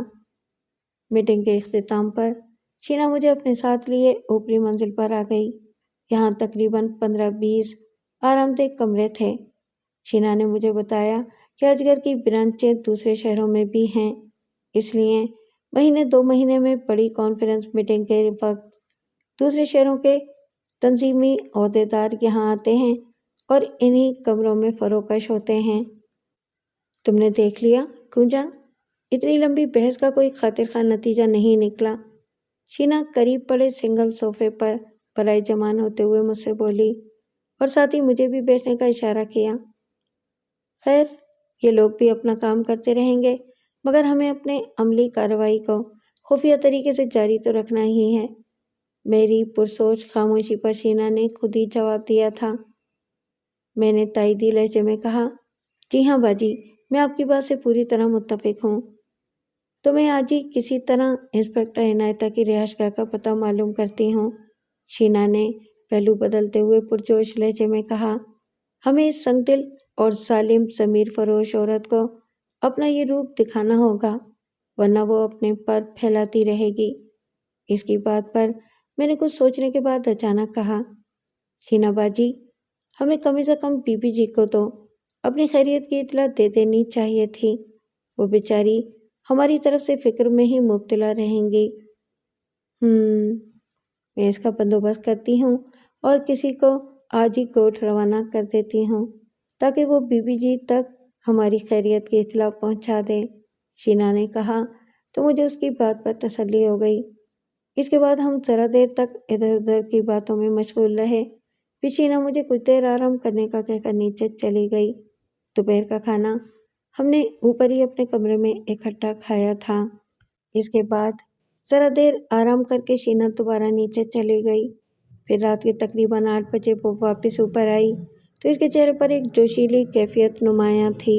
پوجا تیار ہو جاؤ، آج کی رات ہم نے انسپکٹر عنایتہ کے ہاں شب خون مارنا ہے۔ کیا اس کی رہائش گاہ کا پتہ معلوم ہو گیا آپ کو؟ میں اپنی اندرونی جوش کو دباتے ہوئے بولی، ہاں میں خود گئی تھی وہاں، شینا نے گہری سانس اپنے حلق سے خارج کرتے ہوئے بتایا۔ اس ذلیل عورت کا بنگلہ دھڑی محلے میں ہے جو یہاں سے زیادہ دور نہیں ہے، کوئی خاص سیکورٹی وغیرہ بھی نہیں ہے وہاں۔ اچھا، میں نے کہا، پھر پرعزم لہجے میں بولی، میں تیار ہوں باجی۔ رات کا کھانا ہم سے نہیں کھایا گیا تھا، اس لیے صرف دودھ کا ایک ایک گلاس پی کر ہم دونوں دوبارہ سر جوڑے بیٹھ گئے۔ ہم نے اپنی مہم کا وقت رات کے 1 بجے کا مقرر کیا تھا۔ ہمارا عورت ہونا سب سے بڑا مسئلہ تھا۔ اتنی رات گئے 2 جوان اور خوبصورت لڑکیوں کا لاڑکانہ کی ویران سڑکوں پر نکلنا کسی بھی عام راہگیر کو خواہ بھی اپنی طرف متوجہ کرنے کا باعث بن سکتا تھا، لہٰذا اس کا حل بھی شینا کے میک اپ باکس میں موجود تھا، جس کے اندر ریڈی میڈ میک اپ کا سامان موجود رہتا تھا۔ ہمارا ارادہ یہی تھا کہ ہم مردانہ بھیس میں ہی باہر نکلیں گے۔ دفتر ہی کی ایک ایفیکس شینا کے استعمال میں تھی۔ رات کے اوقات میں دفتر میں گنتی کا ہی عملہ موجود ہوتا تھا، اور یہ بھی وہ لوگ تھے جن کی مستقل رہائش ادھر ہی تھی، لہٰذا ہم دونوں کا اس شبینہ مہم پر نکلنا بھی دفتر سے متعلق کسی بھی فرد کے لیے اچھمپے کا باعث نہیں تھا۔ اور ویسے بھی شینا تنظیم کی اعلیٰ عہدیدار تھی۔ بہر طور شینا نے سب سے پہلے مجھ پر مردانہ میک اپ کیا۔ سردی کی وجہ سے مردانہ شلوار قمیض کے اوپر نیچے 2 سویٹر اور شال اڑا دی تاکہ کسی صحت مند مرد کا جسم محسوس ہو۔ اسی مناسبت سے چہرے پر باریک سی مونچھیں اور چھوٹی سی داڑھی بھی چپکا دی۔ مردانہ آواز بنانے کے لیے 3-4 کالی مرچیں چبا کر ٹھنڈا پانی پی لیا گیا۔ ایک ایک ٹی پستول بھی ہم نے رکھ لیا۔ پستولوں کے علاوہ شینا نے ایک خنجر بھی تھما دیا۔ ایک بٹن دبانے سے اس کا پھل باہر نکل آتا تھا۔ تیار ہو اب؟ لگ بھگ آدھے گھنٹے کی تیاری کے بعد شینا نے میری طرف دیکھ کر پوچھا۔ جی باجی، میں بالکل تیار ہوں، بس چلنے کی دیر ہے، میں نے جواب دیا۔ ایک عجیب بات تھی، اس حلیے میں میرے اندر کی سرکش اور جرأت مند کوجا یکایکی بیدار ہو جایا کرتی تھی۔ اس میں کوئی شک نہیں کہ لباس اور بھیس انسانی نفسیات پر واقعی بڑے بھرپور طریقے سے اثر انداز ہوتا ہے۔ مجھے یاد ہے ایسا ہی مردانہ حلیہ میں نے ایک بار پہلے بھی اپنایا تھا، جب میں شینا کو سردار دودھا خان کی حویلی کے قید خانے سے آزاد کروا کر لائی تھی۔ ہم دونوں سینے سے اتر کر نیچے آ گئے اور ایفیکس میں آ بیٹھے۔ ڈرائیونگ سیٹ شینا نے ہی سنبھالی تھی۔ پھر گاڑی کے اسٹارٹ ہوتے ہی میرے دل کی دھڑکنیں بھی تیز ہونے لگیں۔ اگلے ہی لمحے شینا نے کار ایک جھٹکے سے آگے بڑھا دی۔ لاڑکانہ کی سڑکیں ویران تھیں۔ آوارہ کتے بھی سردی کے مارے کونے کھدروں میں دبکے ہوئے تھے۔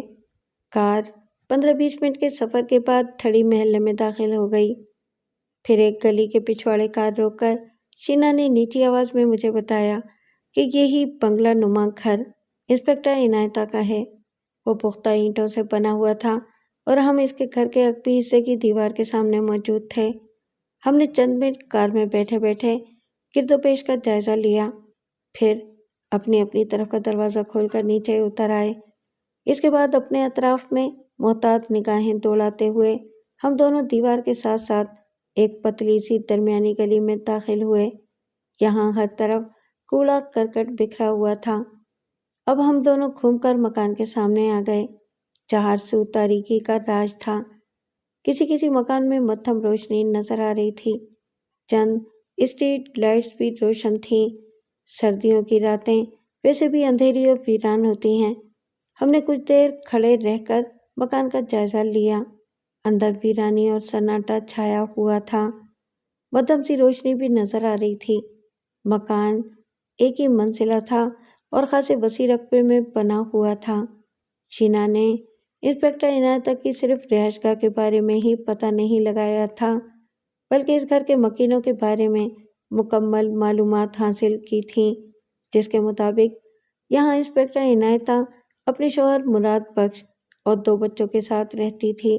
اس کا شوہر مراد بخش ایک چھوٹی سطح کا زمیندار تھا۔ ڈوکری میں اس کی کچھ زمینیں تھیں۔ اکثر وہ زمینوں کے معاملات میں وہیں رہتا تھا۔ آج کل بھی وہ ادھر ہی تھا۔ یہاں پہنچ کر اچانک میرے دماغ میں جیل خانے کی وہ لرزہ خیز فلم چل پڑی जहाँ इंस्पेक्टर इनायता ने मुझ पर जालिमाना तशद्दुद की इंतहा कर डाली थी। मुझे बेलिबास करके उसने मेरे नाजुक वजूद को नाक जैसे चौड़े फन वाले हंटर से बड़ी बेदर्दी से पीटा था और मेरे जख्मों पर नमक मिर्च छिड़का था। अब मुझे वो जख्म फिर ताज़ा होते महसूस होने लगे थे और वो अजियतनाक टीसें मेरे दिलो दिमाग में एक जुनून खेज कैफियत पैदा कर रही थीं। मेरी रगों में खून लावे की तरह दौड़ने लगा था। इंतकाम लेने की ख्वाहिश जोश आमेज सनसनाहट की तरह उभरने लगी थी।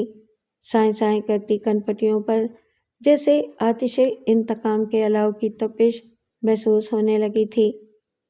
कुंजा, हमें अगबी दीवार के जरिए अंदर दाखिल होना पड़ेगा, शीना ने सरगोशियाना लहजे में कहा। मैंने धीरे से अस्पात में सर हिलाने पर ही इत्तेफा किया। फिर हम दोबारा इस दंगली से होते हुए मकान के अकब में आ गए।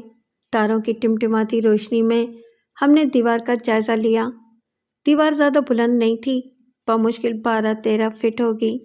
बंगले की असल इमारत इस चार दीवारी के अंदर थी। मज़कूरा चार दीवारी की मुंडेर पर खम खाए हुए फौलादी ब्रैकेटों के जरिए खारदार बाड़ खिंची हुई थी।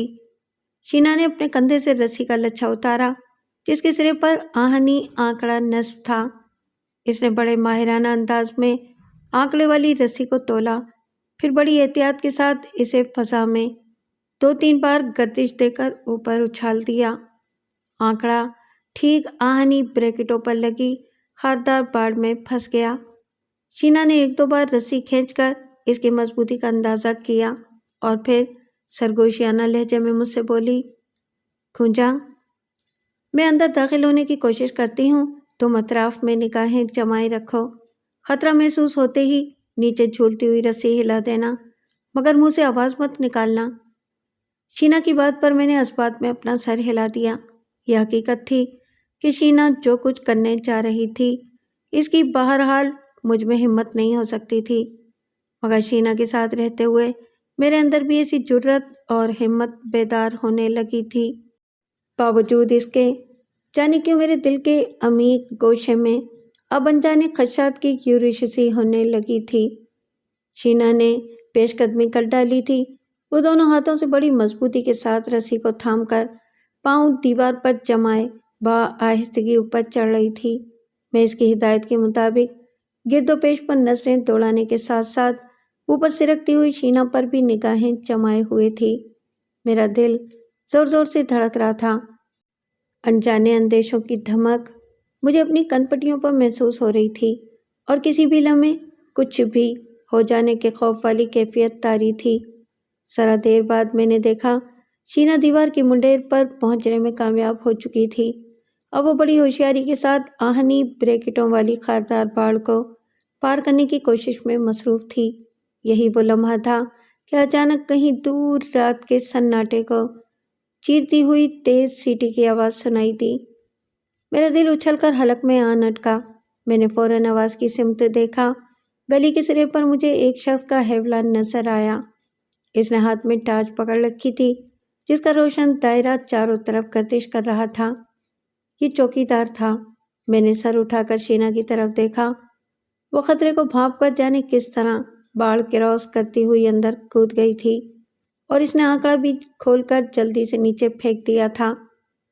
मैंने रस्सी को जल्दी जल्दी पैरों की ठोकर से कार के नीचे खिसकाया और फुर्ती के साथ कार का बोनट उठाकर इस पर झुक गई और खराबी तलाश करने लगी। चौकीदार की नज़र कार पर पड़ चुकी थी। अब वो टार्च की रोशनी चकराता तेज तेज कदमों से चलता हुआ इधर ही आ रहा था। रात के पुरहौल सन्नाटे में इसके कदमों की आवाज़ वीरान गली में अजीब पुरस्कार सी धमक देती महसूस हो रही थी। मेरा दिल इस खदशे से बुरी तरह धड़धड़ा रहा था कि कहीं चौकीदार ने शीना को दीवार पर चढ़ते हुए देख न लिया हो। मैं अपनी कैफियत पर काबू पाते हुए बज़ाहिर काम में मुनहमिक रही। फिर जैसे मुझे एहसास हुआ कि चौकीदार अब नज़दीक आ गया है तो मैंने यूं ही ज़रा चौंकने की अदाकारी करते हुए खमीदा कमर को सीधा करके इसकी तरफ देखा। वो गोरा चिट्टा पठान चौकीदार था। इसने अपने हाथ में पकड़ी हुई टार्च की रोशनी मेरे चेहरे की तरफ की तो मैंने तेज़ रोशनी से बचने के लिए آنکھوں کے آگے ایک ہاتھ کر لیا تھا۔ دل کی طوفانی دھڑکنیں ہنوز مجھے اپنی کنپٹیوں پر محسوس ہو رہی تھیں۔ اس نے جلدی سے ٹارچ نیچے کی، پھر اس نے اوپر دیوار کی سمت سر اٹھا کر دیکھا تو میرا دل اچھل پڑا۔ شاید اس کمبخت کو کسی قسم کا شک ہو گیا تھا، مگر پھر دوسرے لمحے وہ خالصتاً پختون لہجے میں مجھ سے مخاطب ہو کر بولا، خواجہ کیا مسئلہ ہے؟ کیا گاڑی خراب ہو گئی ہے؟ میں نے سکون کا سانس لیا اور اپنی آواز کو بھاری بناتے ہوئے بولی، ہاں خان بابا، گاڑی میں کچھ خرابی ہو گئی ہے۔ اچھا ہوا تم آ گئے، ذرا اپنی ٹارچ دو گے؟ بڑی مہربانی ہوگی۔ میں نے اپنی اداکاری میں رنگ بھرنے کی غرض سے اس سے ٹارچ مانگی، جو اس نے سوچے سمجھے بغیر میری طرف بڑھا دی۔ میں سے ٹارچ لے کر بونٹ کے کھلے حصے کے اندر روشنی ڈال کر تاروں سے چھیڑ چھاڑ کرنے لگی، پھر سیدھے ہو کر ایک طویل خمکاری خارج کی اور ٹارچ اس کی طرف بڑھا کر بولی، بس بابا تمہاری مہربانی، میرا خیال ہے کہ اب گاڑی اسٹارٹ ہو جائے گی۔ اس نے میرے ہاتھ سے ٹارچ لے کر ایک ثانیے کے لیے پھر اوپر دیوار کی طرف دیکھا۔ میرے دل کی دھڑکنیں تیز تر ہونے لگیں، بلکہ مجھے اپنی پیشانی بھی باوجود سردی کے اور کالوس سی ہوتی محسوس ہونے لگی۔ مدھم روشنی کی وجہ سے میں اس کے چہرے کے تاثرات بھانپنے سے قاصر تھی۔ اس کے بعد وہ خود ہی گو کے لہجے میں بولا، تمہیں اس گندی گلی میں اپنی گاڑی گھسیڑنے کی کیا ضرورت تھی؟ تمہارا راستہ جو صاف تھا۔ اس کمبخت کے اس غیر متوقع سوال پر میں ذرا گڑبڑا سی گئی، مگر پھر دوسرے ہی لمحے اپنی بدحواسی پر قابو پا کر جھینپتے ہوئے بولی، بس خان بابا، سوچا تھا کہ ذرا اس راستے سے جلدی بڑی سڑک پر آ جاؤں گا، اس لیے۔ یہ کہتے ہوئے میں پھر بونٹ کی طرف متوجہ ہو گئی اور اس کی ٹلنے کا انتظار کرنے لگی، لیکن وہ بدستور اپنی جگہ کھڑا رہا۔ مجھے شینا کی طرف سے بھی یہ خدشہ لاحق ہونے لگا تھا کہ کہیں جلد بازی یا غلط فہمی میں مجھے کوئی اشارہ نہ کر دے، مگر اس کی امید کمی نظر آ رہی تھی۔ میں نے سیدھے ہو کر بونٹ کو ہلکی آواز کے ساتھ بند کیا اور کنکیوں سے چوکیدار کو دیکھتے ہوئے ڈرائیونگ سیٹ پر بیٹھی، پھر اگنیشن سوئچ میں چابی گھما کر جان بوجھ کر ادھورا سلف لگایا کہ کار اسٹارٹ نہ ہونے پائے، کیونکہ وہ تو خرابی نہیں تھی، اور اگر کار اسٹارٹ ہو جاتی تو پھر میرے وہاں موجود رہنے کا بھلا کیا جواز رہ جاتا۔ ویسے ایک بار جی میں آئی کہ اس چوکیدار کو ٹالنے کے لیے میں کار اسٹارٹ کر کے تھوڑی دیر کے لیے دور نکل جاؤں اور پھر اس کے ٹلتے ہی دوبارہ یہاں آ جاؤں، مگر اس میں بھی یہی خدشہ تھا کہ اگر دوبارہ یہ چوکیدار چکر لگاتا ہوا ادھر آ نکلا تو یقیناً اس کا شک یقین میں تبدیل ہو سکتا تھا۔ لہٰذا میں نے اپنا ارادہ ملتوی کیا اور دوبارہ کار سے اتری اور بونٹ کے حصے کی طرف جھک کر اسے اوپر اٹھا دیا اور اس پر ایک بار پھر جھک گئی۔ خواجہ، لگتا ہے کہ کوئی بڑی خرابی ہو گئی ہے، مان وہ میری پشت کی طرف آتے ہوئے بولا، اور میں ہوں ہاں میں جواب دیتے ہوئے کام میں لگی رہی۔ تمہارے پاس بیڑی ہوگی؟ وہ کمبخت مجھے ٹلنے والا نظر نہیں آ رہا تھا، تاہم میں نے لہجے کو بھاری بناتے ہوئے مختصراً کہا، نہیں بابا، میں سگریٹ نہیں پیتا۔ میری بات پر حیرانی سے بولا، کمال ہے، تمہارے پاس اتنی بڑی گاڑی ہے اور تم بیڑی نہیں پیتی؟ میں اس کے پیتی کہنے پر بری طرح ٹھٹکی، کہیں اس کمبخت نے مجھے لڑکی کی حیثیت سے پہچان تو نہیں لیا تھا؟ مگر پھر دوسرے ہی لمحے مجھے خود ہی اندازہ ہو گیا کہ اس نے پیتی کا جو لفظ استعمال کیا ہے وہ اس کے لہجے کی مجبوری تھی، تاہم میں نے کوئی جواب نہیں دیا اور اس کے ٹلنے کی دعائیں مانگنے لگی۔ بہر طور اس بار میری سرد مہری نے خاطر خواہ اثر دکھایا اور چوکیدار وہاں سے آگے بڑھ گیا۔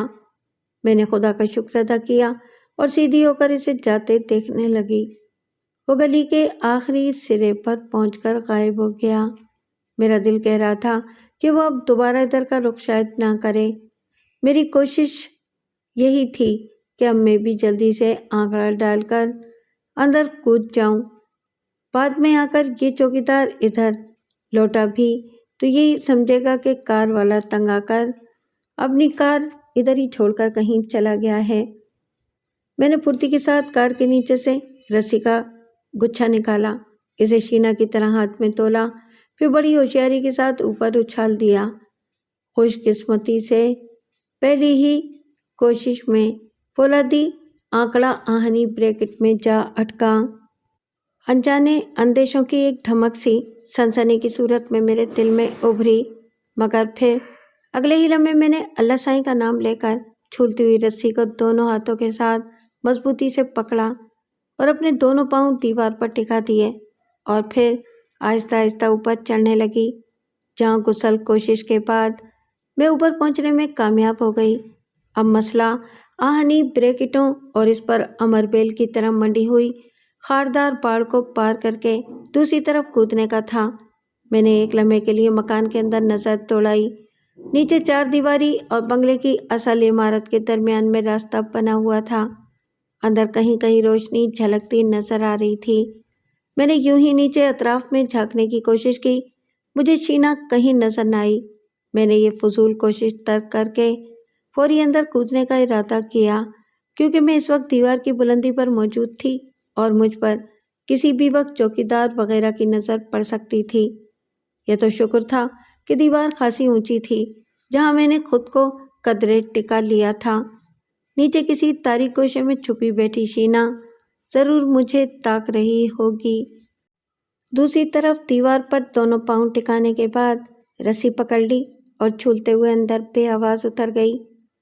چوکیدار کے اچانک نمودار ہونے کی وجہ سے شینا کو دوسری طرف بغیر رسی کے کودنا پڑ گیا تھا، مگر شکر تھا کہ میرے ساتھ یہ مسئلہ نہ ہوا۔ ہمارے پیروں میں کریپ سول کے جوتے تھے۔ بہرطور پاؤں زمین پر لگتے ہی میں چند ثانیے بعد ہی بلی کی طرح دبک کر بیٹھ گئی۔ میرے چاروں اطراف سناٹا اور تاریکی تھی۔ میرا دل اب تیزی کے ساتھ دھک دھک کر رہا تھا۔ ایسا محسوس ہو رہا تھا جیسے میں نے خود کو دانستہ انجانے خطرات کی گود میں پھینک دیا ہے۔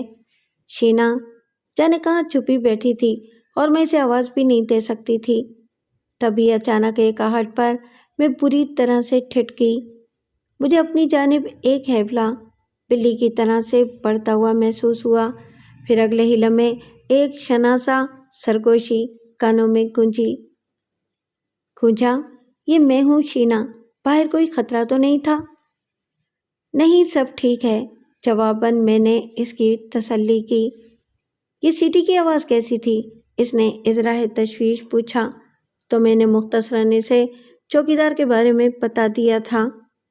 میں سمجھ گئی تھی۔ ویسے تم نے اسے مطمئن تو کر دیا تھا نا؟ شک تو نہیں ہوا تھا اسے؟ نہیں، میں نے اسے مطمئن کر دیا تھا۔ گڈ۔ اچھا سنو، شینا نے کہا اور میں ہمتاً گوش ہو گئی۔ میرا خیال ہے کہ یہ گیلری نما راہداری بنگلے کے 3 اطراف میں پھیلی ہوئی ہے اور ہم اس وقت اس کے عقب میں موجود ہیں۔ تم ایسا کرو، نہایت ہوشیاری کے ساتھ یہاں سے دائیں طرف جہاں گیلری کا اختتام ہو دبے پاؤں چلتی جاؤ۔ اس گیلری کے ساتھ کمروں کی عقبی دیواروں میں کھڑکیاں بھی تمہیں نظر آئیں گی۔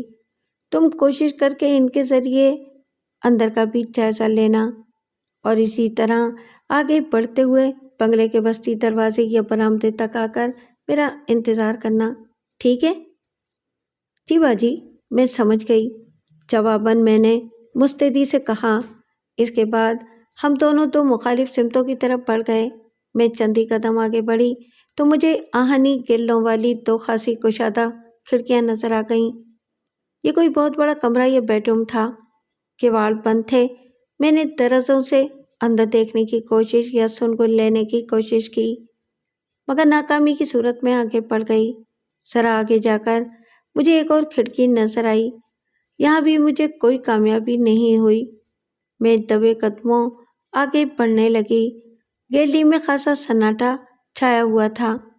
چلتے ہوئے مجھے اس بات کا بھی ڈر تھا کہ کہیں میرے پاؤں گیلری میں بکھرے ہوئے کار کباڑ یا دوسری ایسی شے سے نہ ٹکرا جائیں جس سے زوردار آواز پیدا ہونے کا احتمال ہو۔ گیلری آگے جا کر بائیں طرف کو گھوم گئی تھی۔ یہاں مجھے ایک کھڑکی نظر آئی جس کی بلند دیوار پر بنے ایک روشن دان سے روشنی آتی ہوئی نظر آ گئی۔ یکبارگی میرا دل زور سے دھڑکا تھا۔ روشنی نظر آنے کا مقصد یہ تھا کہ اندر کمرے میں کوئی جاگ رہا ہے۔ میں پہلے سے بھی زیادہ احتیاط اور ہوشیاری کے ساتھ آگے بڑھی اور کھڑکی کے پاس آ کر رک گئی۔ کھڑکی کے بند پٹوں کی باریک درزوں سے مجھے مدھم روشنی دکھائی دے رہی تھی، مگر چونکہ کھڑکی پر جالی اور پھر تقریباً 6 انچ تک باہر کو نکلی جنگلے کی صورت میں آہنی گرل نصب تھی، اس لیے میں بند کواڑوں کی باریک اور روشن درزوں سے اپنی آنکھ چپکا کر اندر کا منظر دیکھنے سے قاصر ہی رہی۔ یہ کمرہ بھی مجھے اندر سے کشادہ ہی معلوم ہو رہا تھا، کیونکہ یہاں ایک ساتھ ذرا فاصلے سے 3 کھڑکیاں نظر آ رہی تھیں۔ اندر کی سنگن لینے کے لیے میں نے اپنا کان کھڑکی کے ذرا قریب کر لیا اور پھر جیسے میں ہمتن خوش ہو گئی۔ بغور سننے پر میرے دل کی دھڑکنیں بے ترتیب ہونے لگیں۔ اندر سے مجھے مدھم اور گھٹی گھٹی سی کسی کی باتیں کرنے کی آوازیں سنائی دیں۔ میرے اندازے کے مطابق اس وقت رات کے 2 یا 2:30 بجے کا عمل رہا ہوگا۔ میرے اندازے کے مطابق اس وقت رات کے 2 یا 2:30 بجے کا عمل رہا ہوگا۔ رات کے اس وقت اندر کوئی جاگ رہا تھا۔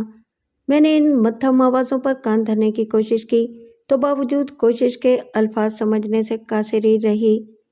ہاں، البتہ باتوں کی بھنبھناہٹ سے مجھے صرف یہی اندازہ ہوا تھا کہ اندر کمرے میں ایک سے زیادہ افراد موجود ہیں۔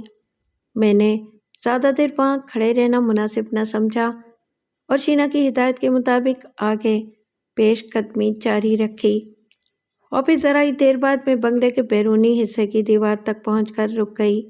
اب میرے سامنے ایک مختصر سا لان تھا جس کے وسط میں بڑا سا ایک آہنی گیٹ نظر آ رہا تھا۔ یہاں خاصے وسیع احاطے میں روشنی پھیلی ہوئی تھی۔ مجھے ایک کار بھی پورچ میں کھڑی نظر آئی۔ میں نے گہری نظروں سے سامنے کا جائزہ لیا تو اچانک مجھے سامنے گیلری میں ایک سایہ لہراتا ہوا نظر آیا، جس کے خد و خال سے میں نے اسے پہچان لیا۔ وہ شینا تھی جو اب بلی کی طرح دبے پاؤں بستی دروازے کی جانب بڑھ رہی تھی۔ میں نے ایک ہاتھ سے اشارہ کیا تو اگلے ہی لمحے شینا بجلی کی سی تیزی کے ساتھ دبے پاؤں میرے قریب آ گئی۔ میں نے بالکل ہلکی سرگوشی میں اس کو مذکورہ کمرے کی کھڑکی سے آتی روشنی کے بارے میں بتایا تو ایک لمحے کے لیے اس کے چہرے پر بھی الجھن آمیز پریشانی عود کر آئی۔ بھلا اس وقت اندر کون جاگ رہا ہے؟ شینا نے خود کلامی کے انداز میں وہی سوال دہرایا جو ذرا دیر پہلے میرے ذہن میں کلبلا رہا تھا۔ یہی تو میں سوچ رہی ہوں باجی، مجھے تو اندر کوئی اور ہی چکر لگ رہا ہے، میں نے سرگوشی میں اس سے کہا، اور اندر مجھے ایک سے زیادہ افراد کی باتوں کی آواز آتی محسوس ہو رہی ہے۔ چلو میں بھی ذرا ایک نظر جائزہ لے لوں، شینا نے کہا۔ چلیں آئیں۔ یہ کہتے ہوئے میں شینا کو اپنے ساتھ لیے اس کمرے کی کھڑکی کے قریب آ گئی۔ چند ثانیے شینا بھی سنگن لینے کی کوشش کرتی رہی، مگر اسے سوائے دبی اور گھٹی گھٹی آوازوں کے کچھ اور سمجھ نہ آ سکا۔ اندر کی گفتگو سننے کی دھن نے ہمیں اس کمرے میں داخل ہونے پر اکسایا، اور بالآخر ہم دونوں نے یہ خطرناک فیصلہ کیا کہ ہمیں بہرحال اس اصرار سے پردہ اٹھانا ہی پڑے گا، کیونکہ انسپکٹر عنایتہ کے بیڈ روم تک جانے اور اسے قابو میں کرنے سے پہلے یہ ضروری تھا کہ ہم ان آوازوں کا کھوج لگائیں۔ لہٰذا شینا نے مجھے وہیں کھڑا رہنے کا اشارہ کیا اور خود دبے پاؤں دروازے کی طرف بڑھی۔ میری نگاہیں شینا پر جمی ہوئی تھیں۔ ایسے میں انجانے اندیشوں تلے میرا دل بری طرح دھڑ دھڑا رہا تھا۔ میں نے دیکھا کہ شینا برآمدے والے دروازے کے نزدیک پہنچ کر رک گئی۔ اس کے بعد اس نے چند ثانیے نہایت ہوشیاری کے ساتھ دروازے سے کان لگا کر کچھ سننے کی کوشش کی، پھر اس کے بعد اس نے بڑی آہستگی کے ساتھ دروازے کو اندر دھکیلا۔ پھر میں یہ دیکھ کر اپنی حیرت پر قابو نہ پا سکی کہ دروازہ غیر متوقع طور پر اندر کی طرف کھلتا چلا گیا۔ ٹھیک اسی وقت شینا نے مجھے بھی اپنے عقب میں آنے کا اشارہ کیا اور میں دھڑکتے دل کے ساتھ آگے بڑھ گئی۔ نہ جانے کیوں مجھے کچھ ایسا محسوس ہو رہا تھا جیسے دال میں کچھ کالا ہے۔ شینا مجھے اشارہ کر کے خود باحتیاط دروازہ کھول کر اندر داخل ہو چکی تھی۔ میں نے بھی بصورت دروازے کی جانب پیش قدمی کی اور قریب پہنچ کر اندر داخل ہو گئی۔ اندر داخل ہونے سے پہلے ہم نے دروازے کی ایک جھری سے اندر کا جائزہ لیا تھا اور پھر مطمئن ہونے کے بعد ہی اندر داخل ہوئے تھے۔ یہ ایک حال کمرہ تھا جو نشست گاہ کے طور پر بھی استعمال ہوتا ہوگا، مگر اس وقت یہ ویران اور نیم تاریکی میں ڈوبا ہوا تھا۔ چھت کے بیچوں بیچ ایک خوبصورت اور بیش قیمت فانوس جھول رہا تھا۔ فرش پر دبیز قالین اور آرام دہ صوفے رکھے ہوئے تھے۔ میں اور شینا ایک کونے میں دب کے کھڑے گرد و پیش کا جائزہ لینے لگے۔ ہمیں تو اپنی تیز تیز چلتی سانسوں کی بازگشت بھی اس سناٹے میں شور مچاتی محسوس ہو رہی تھی۔ پھر اچانک ہی میری نگاہ نشست گاہ سے ملک ایک دوسرے کمرے کے بند دروازے کی نچلی طرز پر پڑی، جہاں سے یہ مدھم روشنی آتی ہوئی صاف دکھائی دے رہی تھی۔ شینا نے بھی یہ کمرہ دیکھ لیا تھا۔ غالباً یہی وہ دروازہ تھا جس کے بارے میں ہمارا خیال تھا کہ اندر ایک سے زائد افراد موجود ہیں۔ کنجا، تم ادھر ہی رکو، میں ذرا آگے جا کر دیکھتی ہوں، شینا نے سرگوشی میں مجھ سے کہا۔ کیا آپ اندر؟ عجیب طرح کی خوف آمیز گھبراہٹ سے میں اپنا جملہ پورا نہ کر سکی۔ شینا نے مجھے حوصلہ دیتے ہوئے مدھم سرگوشی میں کہا، حوصلہ رکھو کنجا، یہ تمہیں کیا ہو رہا ہے؟ میں اتنی بے وقوف نہیں ہوں کہ یوں ہی منہ اٹھائے دروازہ کھول کر اندر داخل ہو جاؤں گی۔ پلیز ٹیک اٹ ایزی، ہماری ذرا سی بھی لغزش اچانک خطرناک ثابت ہو سکتی ہے۔ شینا کے لہجے میں اچانک بے نام سی تشویش اوت کر آئی تھی۔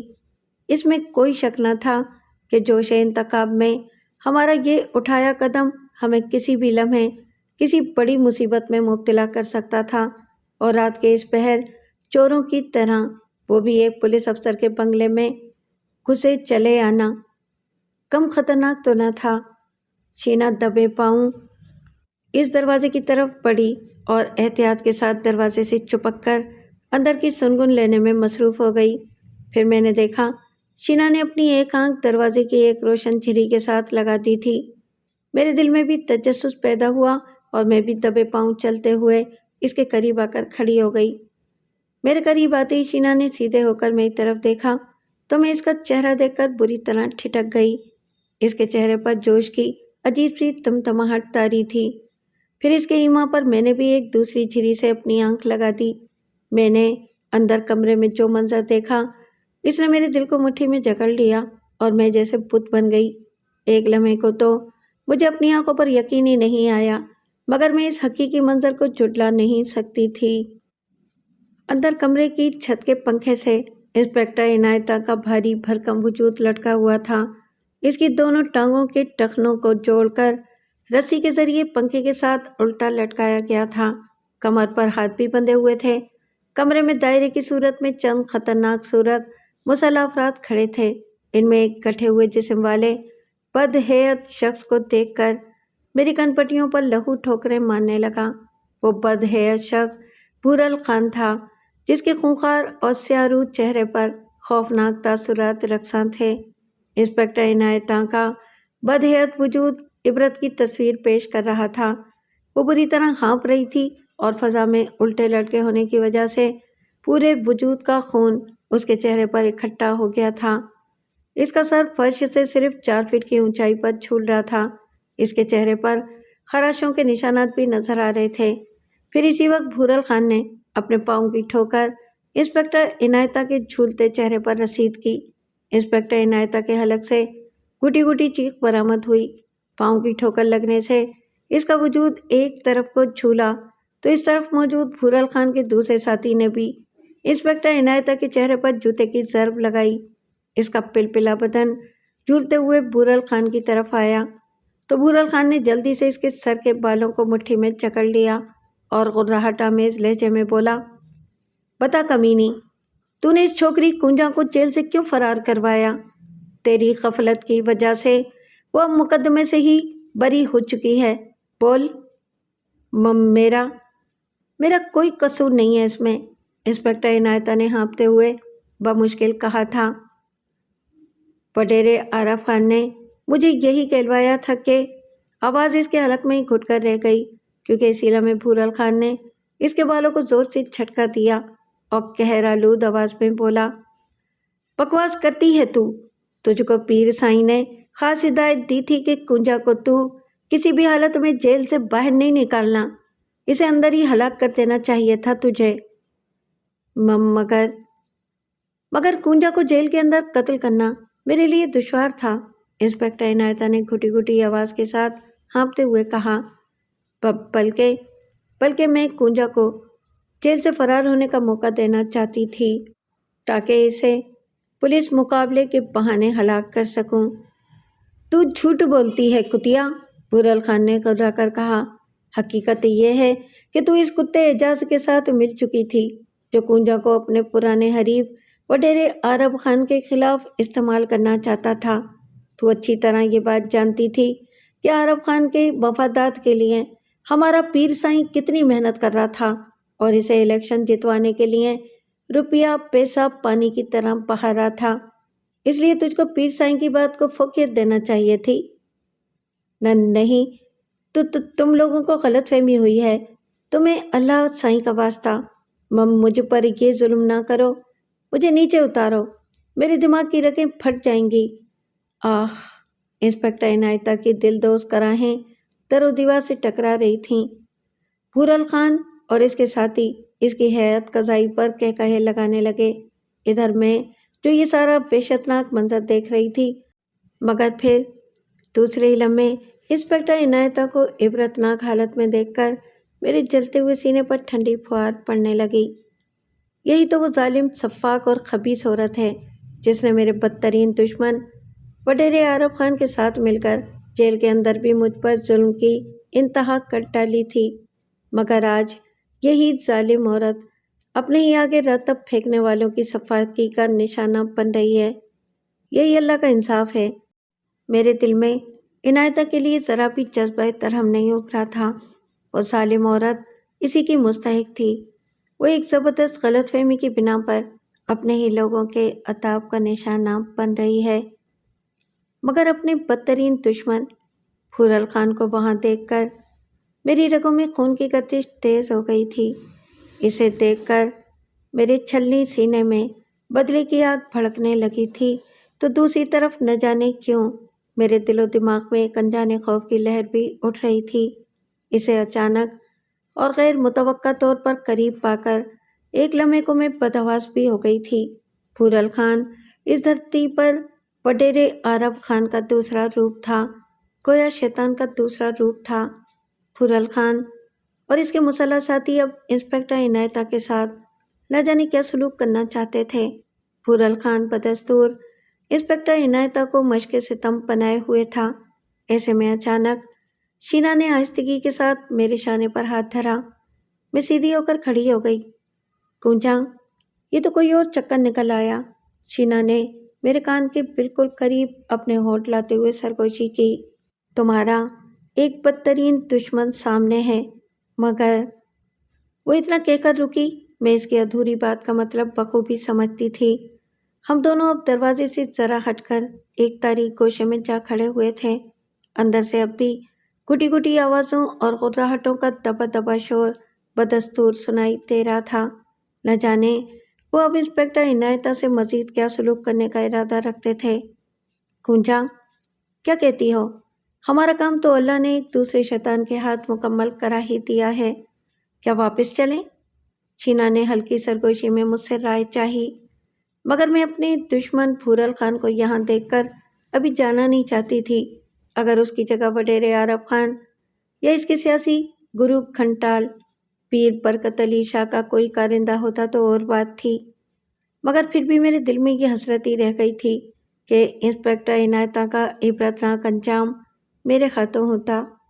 بہرطور میں نے جواباً شینا سے کہا، شینا باجی، یہاں تو میرا انسپکٹر عنایتا سے بھی بڑا دشمن بھورل خان سے سامنا ہو گیا ہے، اس کا کیا کریں؟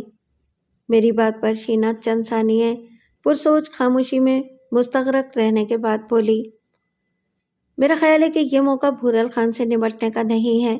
مجھے لگتا ہے کہ بھورل خان کو یہاں اس لیے بھیجا گیا ہے کہ انسپکٹر عنایتا کو اس کے جرم کی پاداش میں ختم ہی کر دیا جائے۔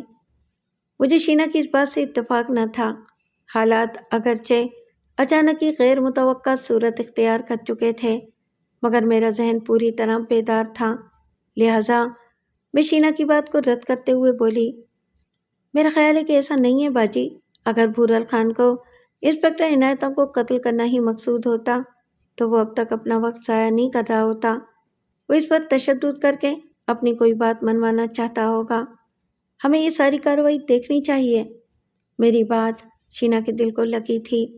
ہم مزید سنگن لینے کے لیے کمرے کے دروازے کی طرف بڑھے اور پھر جیسے ہی دروازے کے قریب پہنچے تو اچانک دروازہ کھلا۔ میں اور شینا بت بنے جہاں کے تہاں کھڑے رہ گئے۔ سامنے بھورل خان کا کوئی مسلح خواری موجود تھا جو یقیناً اپنے کسی کام کی وجہ سے باہر آنا چاہ رہا ہوگا، مگر اپنے سامنے مجھے اور شینا کو دیکھ کر وہ بھی ایک لمحے کو ہکا بکا کھڑا رہ گیا۔ دوسرے ہی لمحے اس نے سنبھل کر اپنے ہاتھ میں پکڑی ہوئی چھوٹے ساخت کی جدید گن کا رخ ہماری طرف کر دیا اور غرا کر بولا، خبردار، اپنے ہاتھ اوپر اٹھا دو۔ اس کی تہدیدی آواز کوڑے کی طرح ہماری سماعتوں پر پڑی۔ بے اختیار میں نے اور شینا نے اپنے دونوں ہاتھ سر سے اونچے کر دیے۔ اس شخص کی گرجدار آواز کمرے میں موجود بھورل خان اور اس کے دوسرے ساتھیوں نے بھی سن لی تھی، کیونکہ اگلے ہی لمحے اندر سے بھورل خان کی حیرت میں ڈوبی ہوئی آواز ابھری، کون ہے باہر؟ اس سے پہلے کہ بھورل خان کا یہ ساتھی اسے ہمارے بارے میں کچھ بتاتا، اچانک شینا کی دہانی ٹانگ بجلی کی صورت کے ساتھ حرکت میں آئی اور وہ شخص اوق کی آواز کے ساتھ چند قدم پیچھے کی طرف لڑکھڑا گیا۔ شینا کی لات اس کے گن والے ہاتھ پر پڑی تھی، نتیجتاً گن اس شخص کے ہاتھوں سے نکل گئی۔ بھاگو کنجا! اسی لمحے شینا نے چلا کر کہا اور پھر ہم دونوں ہی بیک وقت پلٹ کر بھاگے۔ افراتفری اور بدحواسی کے عالم میں مجھے ٹھوکر لگی۔ بے اختیار میرے منہ سے چیخ نکلی اور میں منہ کے بل قالین بچھے فرش پر گر پڑی۔ ٹھیک اسی وقت عقب سے کئی گھرراہٹیں ابھریں۔ شکر تھا کہ کسی نے فائرنگ نہیں کی تھی۔ ادھر شینا طوفانی رفتار کے ساتھ کمرے کا دروازہ کھول کر باہر نکل چکی تھی۔ میں نے بھی گرتے ہی اٹھنے کی کوشش کی تو ایک ساتھ کئی افراد مجھ پر پل پڑے اور کچھ شینا کو پکڑنے کے لیے دوڑے۔ مجھے چند تنومند بدماشوں نے مضبوطی سے جکڑ لیا۔ میرے حلق سے گھٹی گھٹی کراہیں خارج ہو کر رہ گئیں۔ میں بری طرح کانپنے لگی۔ میرا دل خزاں رسیدہ پتے کی طرح کانپ رہا تھا۔